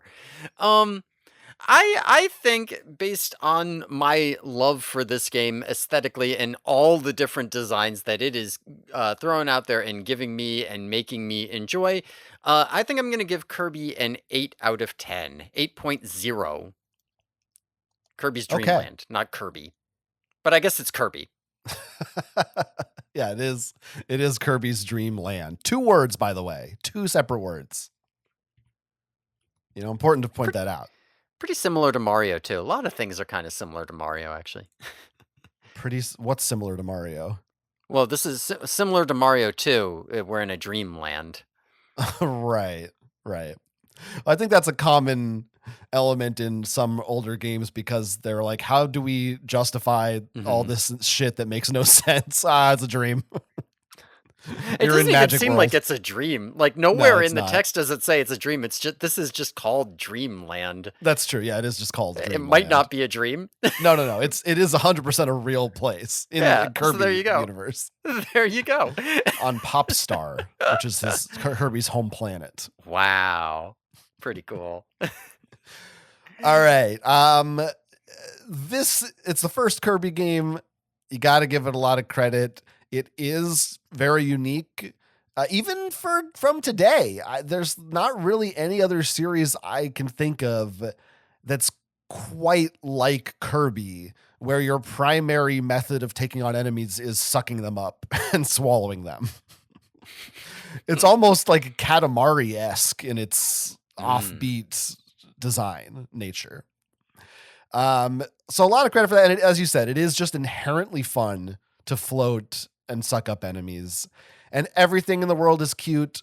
The music is great. This is the composer is Jun Ishikawa, who did a bunch of Kirby games and established all of these, the classic all that stuff that you love. You've got Kirby, you've got D. The designs are on point. Kirby's design changes over the years, but I love the way he looks here. He feels like he follows a trajectory very similar to Mickey Mouse or Garfield or many cartoon characters, even Pikachu, where they kind of start out big and plump and they get smaller as time goes on. And I do love those early designs. They're very goofy and funny to look at. The game is just good vibes. It's very good vibes all around. It is super short. I mean, it's really hard for me to give that good of a score to a game that you can easily finish in under an hour. Now, there is the extra mode. So adds like at least a couple hours. So like overall, maybe you're looking at like 2 or 3 hours of gameplay here. And it's pretty replayable. And it's a handheld game and all this stuff. The Game Boy is a smaller system. So I don't want to hold it against it too much, but it's like ultimately, this isn't standing up with the big boys for how short and simple it is. And once again, I also know like we are kind of missing a key Kirby ingredient here, which is the power-ups. So maybe this is my bias, from being from the future, but it does sort of feel like I'm lacking something with not having that. This is not Kirby's final form, even more so than like the original Mario or Zelda, which are pretty feature complete in many ways, at least as how you control and deal with enemies and move about the world. It really does kind of feel like, they just did not lock into that last thing that makes Kirby. That said, I have a good time with it, and I am going to give it a little bit of a nostalgia bump for being my first game and because I love Kirby so much. Mm-hmm. I'm going to give Kirby a final IGN rating of 7.9. I'm actually curious. I'm thinking about it because you're talking about the extra mode gives it more playability. How interested in were you in completing it, or how much does that add to the game for you that there is a harder difficulty? It does add to the game to me because after I finished the basic mode, it did feel very much like cotton candy. It was like, this is a cute little time. It's sweet. It's simple. It's fun. It's over so fast that it almost doesn't leave an impression on me. Having to play the harder mode, it's like, oh, I'm spending a lot more time with these bosses. I'm spending a lot more time looking at these levels, existing in these levels, listening to the music, thinking about the patterns of the enemies than I did otherwise. And so the game does leave more of an impression on me because I'm just spending more time with it. Okay. Um, Yeah. Okay. yeah. Okay. Yeah. I mean, that is. I keep circling back to Xevious because I feel like it's the opposite of this game, and we just did it. Now I did rate that higher than I rated Kirby, and I'm thinking that I want to say I would be far more interested in going back to replay or play more Xevious, but I'm happier that I played the first Kirby at all. Like I would be more sad to have not played this once than to have not played Xevious once, if that makes sense. Yeah, I think they both. I mean, I definitely like this game more than Xevious, but I'm also like I Mhm. rated them very closely, partially because I think they're both going for different things. Mhm. So that's another factor of my ratings is like, well, what's the game trying to do versus Yeah. what it accomplishes? Yeah. I guess I just realized that I didn't give this thing a continue or a game over, and I was like, the problem is that like it is a game over, but like there are some ways in which it beats some continues. You know what I mean? Like there are some continues that I didn't have to start, but I would have been sad to have, now no, even knowing now how the game plays out, it's like no, I'm glad I did that. I'm happy to have played through Kirby. I'd like to play through another Kirby game, even if I wouldn't like to replay it. This is definitely a continue for me because it's it's a kind of a double-edged sword, even though a point against it is how quick and easy it is. That also means that if there's ever a time when I'm just kind of bored on the couch or whatever and don't feel like doing something, I know I could load up Kirby's Dream Land on the Switch and just plow through it just to do something sort of fun Yeah. and bring some nostalgia energy to my brain. And I don't feel any pressure to beat it. It's not like, oh, let me replay my favorite RPG that's 50 hours long. Right. It's like, I don't know, I'll just fuck around in Kirby's Dream Land. Like I know I'll be doing Yeah, that again at some point, and that's that's true. fun. That's true. If I were more of a gamer, this you could be like, yeah, it's a continue, and it's not a continue right now because you just did it. But like in a year, would you go back and play a half hour of this and beat it again? Yeah, maybe. It's like watching an episode of TV and being like, you want to go watch it again? No. Wait 2 years, maybe I'll go watch it again. Yeah, I yeah, just did that.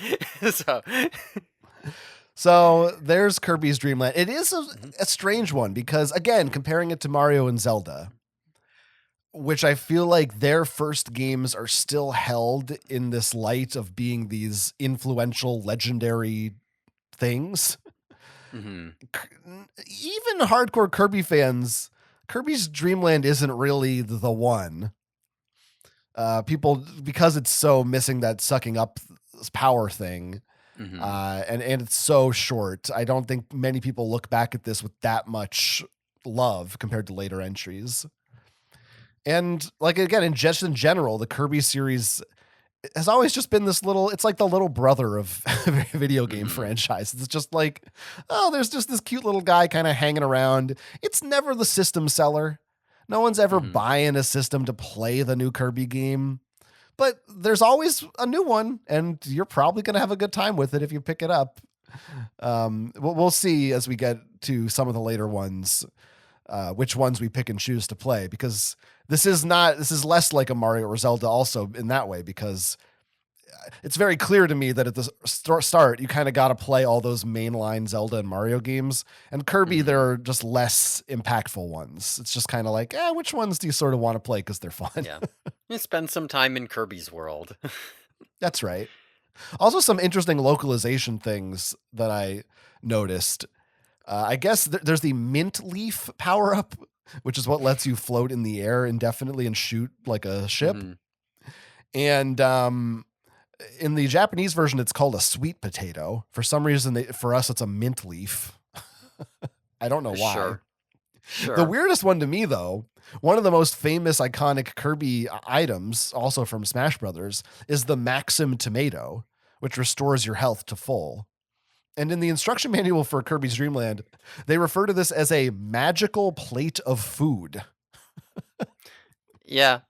I was like, I don't know what a Maxim tomato is. I think they just gave you some food. Because it's like a circle with an M in it. And I guess the developers weren't told that's a tomato, and they were just like, the M is for magic. It's magic food. Yeah. Yeah. Bag of magic food. Yeah. I can't tell you exactly what's inside, but if I pick one up, it'll completely restore all my vitality. Also, this game was originally going to be called Popopo of the Spring Breeze, and then later Twinkle Popo. before the US changed it to Kirby, named after the lawyer John Kirby, who defended Nintendo in the Universal Donkey Kong case. They thanked him for that by naming Kirby after him. God damn. That's like one of the greatest thank yous ever. I mean, that's like Eric King in Animorphs level. Yeah, it is. That's crazy. What a claim. That guy's me. Kirby, that's me. Yeah, that's fucking crazy. I would have still loved him if he was named Popopo. Yeah. I mean, Popopo, if you think about it, works better with DDD. Yeah, it does. But and la la la and la la lo. Yeah, that's true. You're right. Maybe it's too much though, because then it's like, has everything got to be named that? Come on. Yes, everything's got to be named that. We didn't really talk that much about DDD, but he is another just great design. He's so fun. He's really good. Yes, he looks great in this game. I love the way he comes at you with his hammer. He's so excited. I love when he trips and falls. I love when you hit him. I love that he sucks you up. It's all good. It's all good. And Wispy Wood, like to me, that's the combo. Yeah. Wispy Woods, Kirby, and DDD are perfect. They just nailed those designs. Yeah. Like that is the thing, is that like you say this game isn't that iconic, or it is missing a part of the iconic Kirby recipe because it's missing the transformations, but yeah, it does. It has Wispy Woods, it has DDD, it has like all of the iconic sounds, songs, whatever. It's got everything except that, and that's a lot of stuff that I might have expected to see introduced over several games. Yeah, it's true. It's true. They not too shabby. Not too shabby. Yeah, there's no raccoon suit in Mario 1. Well, yeah. The raccoon suit also doesn't come back for a long time after Mario 3. Now, no Birdo either. Let's take a trip to Retro Review Corner. I just got one for you this week that I want to highlight from Game Pro magazine, which I think is one of the worst reviews I ever read. All right. Well, now I'm excited. This magazine, by the way, the cover of it has Chester Cheetah on it. Like he's the main focus of it. He's got like a sack of games. I don't know. It's like Chester Cheetah's guide to game. I don't know what the fuck he's doing there. That sounds so cool. Yeah, they had like a promotional tie-in. Yeah, dude, I want to. That does sound cool. He sounds really cool. There's a Street Fighter 2 guide in here somewhere, so that's also the arrow that we're in. I'd probably like games better if you were Chester Cheetah. If I was Chester Cheetah? Yeah, like I would be more excited to play games for this podcast. Time to hyping me check up out more. some dangerously cheesy games. Is that what Holy he sounds shit. like? Yeah, I guess They he made says him dangerously British. cheesy. At some Ew. point, he became British. No, I don't like that. He If became like a anything, he should James be. Bond. Are you sure he didn't become like Australian and you just can't do the accent right? 'Cause No, that would. no. He is definitely a Brit. That's wrong. That's not right. Anyway, this review from this GamePro magazine, already I hate it because the fucking byline of this review, I don't understand. It's not a real person's name. They're using a pseudonym for some reason. They didn't want to credit their authors, I guess. There's a This little guy didn't want to put his name on the review. there's a little avatar of a cartoony Napoleon who has his hat over his eyes like Andy Capp. And it says, "By linoleum blown apart." Linoleum fucking blown sucks. apart. Did the person who wrote this come up with that name? Did the magazine assign that name? What is that? This is something that you thought was really clever, and you made it your AIM handle when you were like 14 or 15, and now it's just stuck with you. This is And you're all like, of oh these, yeah, I though. guess that is kind of cringy. I just never thought about it. Like, there's another review in here. There's reviews by someone named Chaos. Like, they all have these stupid names. Jesus. So why did the magazine do this? It sucks. Okay, anyway. The opening of this review, it says from 1992, says, "Kirby is an irresistibly cute, bubble-like creature that Japanese Game Boy fanatics have come to love. Now stateside can love him too. Nintendo has brought this walking, flying, and blowing hero to America in a totally different type of game." The reason I hate this is because you're just saying nothing. All you've just said is, this game is from Japan. That's every video game you could say that in your opening. Yeah. This is effectively a ChatGPT paragraph. It just doesn't have. It's not quite the same stylistically. Like it's got its specific quirks, but this is AI. This is some kind of AI. Exactly what I was gonna say. This review is proof that we did not need AI to have bad writing. They were ahead of the curve. And that's the whole review, is basically just like a summary of what the game is. They do say that the graphics are cute and Kirby gives you a warm and fuzzy feeling. And then I really don't like the end. It says, "Kirby's Dream Land will make your Game Boy dreams come true.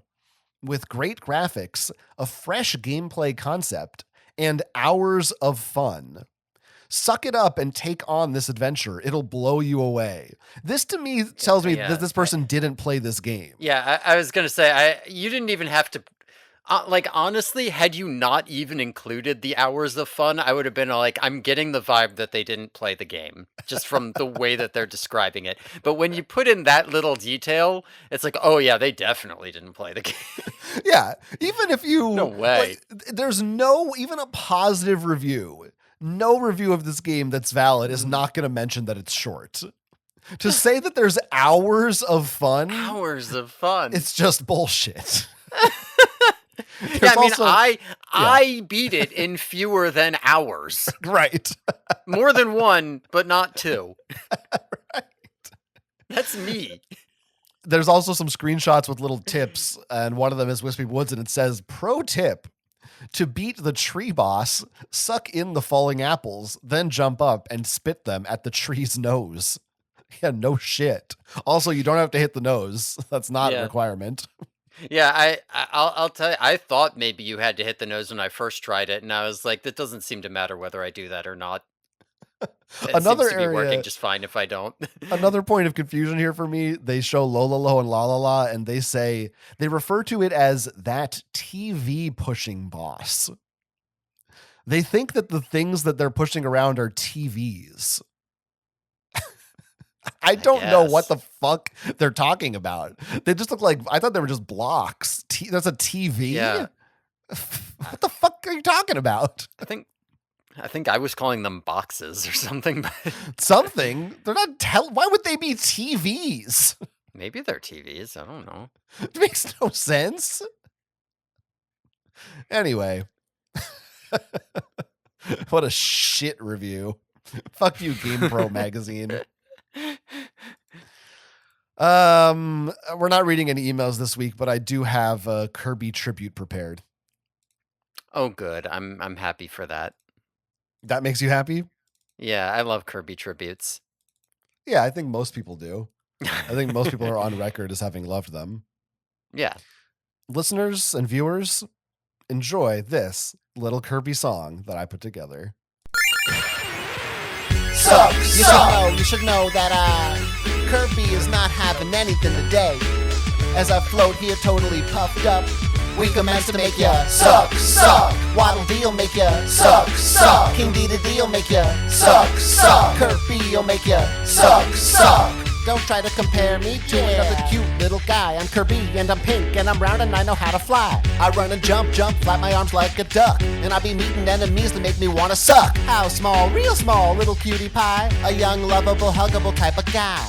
And everyone was full of glee, living happily. Then who came down? It's King of the D. I come floating with potent motion, sucking and blowing. D, gonna wish that I never known him. Everything's soft about Kirby, I'm so fat. But if you bad, stay the heck out of dreamland. Suck. The Waddle Dee'll make ya suck. King Deed'll make ya suck. Kirby'll make ya suck. Suck. The Cracko will make ya suck. A Wispy Woods'll make ya suck. Kirby'll make ya suck. I don't do much talking. I let my mouth talk for me when I'm boxing. The D-double-D-V-K or B.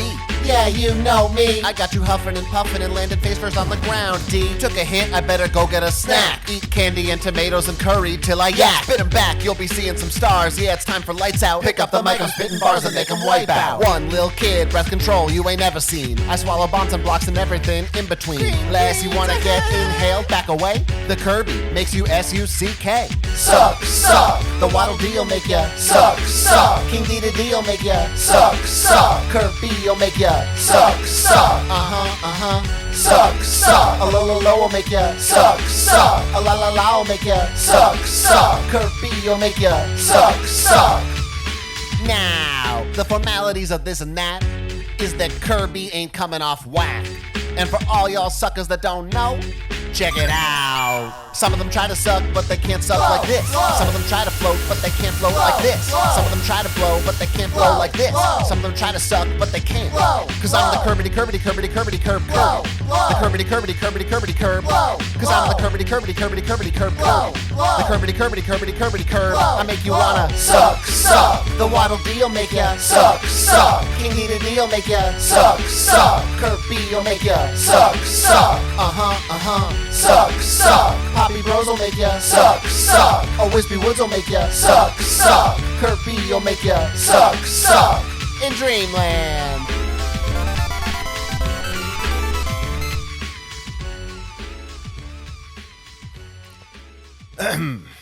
God damn.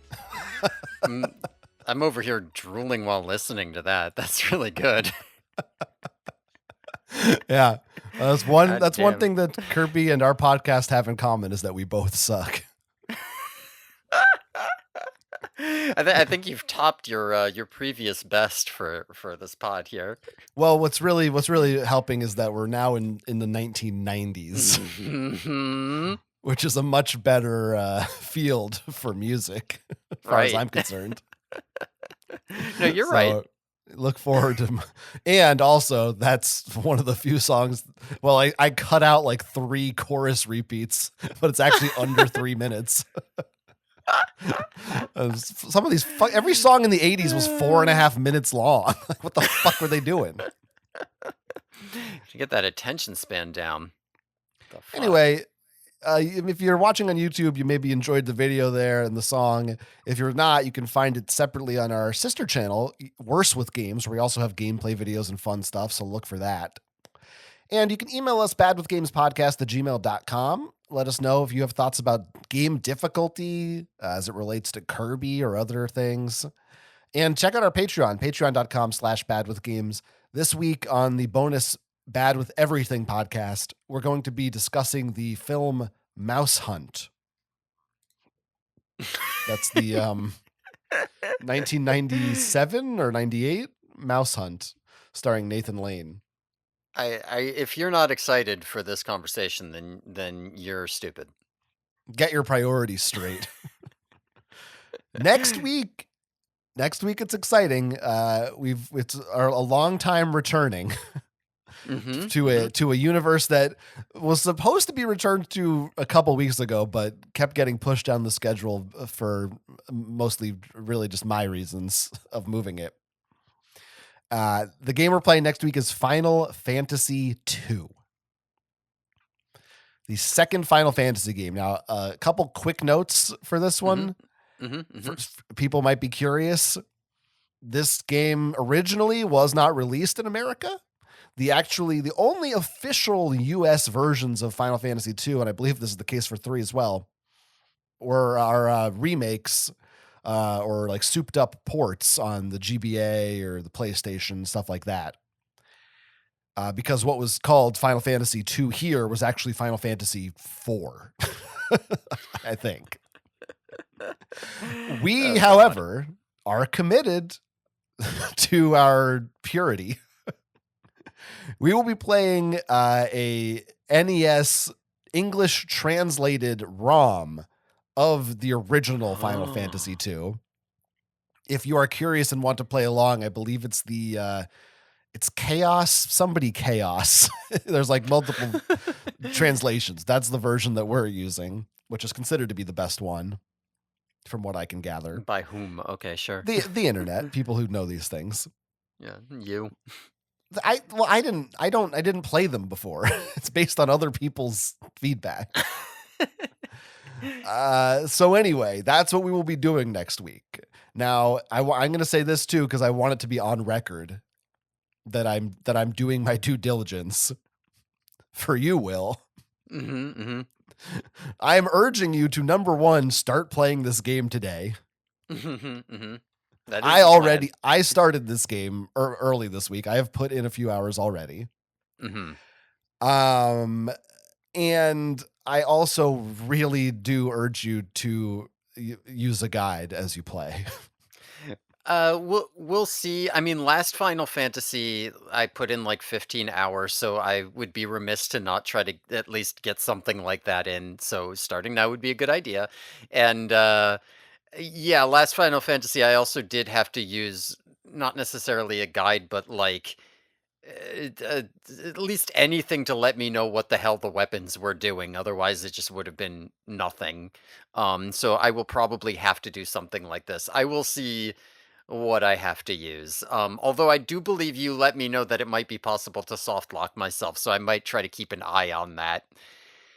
Is it? Did I? I don't think that's true. Did you say that? I thought you said that. You said something about like whatever. I'll figure it out. I'll keep my eye on making sure that I don't fuck up the game immediately right off the bat. No, I don't think you can soft lock yourself. I mean, there's there's ways you can like do a dumb thing with your part. The systems in 2 are different to the first one. And I, at least so far, have found it very, very helpful to be consulting a guide here and there as I play as to what I should be equipping and what I should be doing. But we'll talk about it next week in depth. Okay, I'll at least take a glance over it rather than not looking at all to see how much I feel like I need. Yeah. All right. Well, look forward to that, everybody. It should be a good time. Until then, gamers out.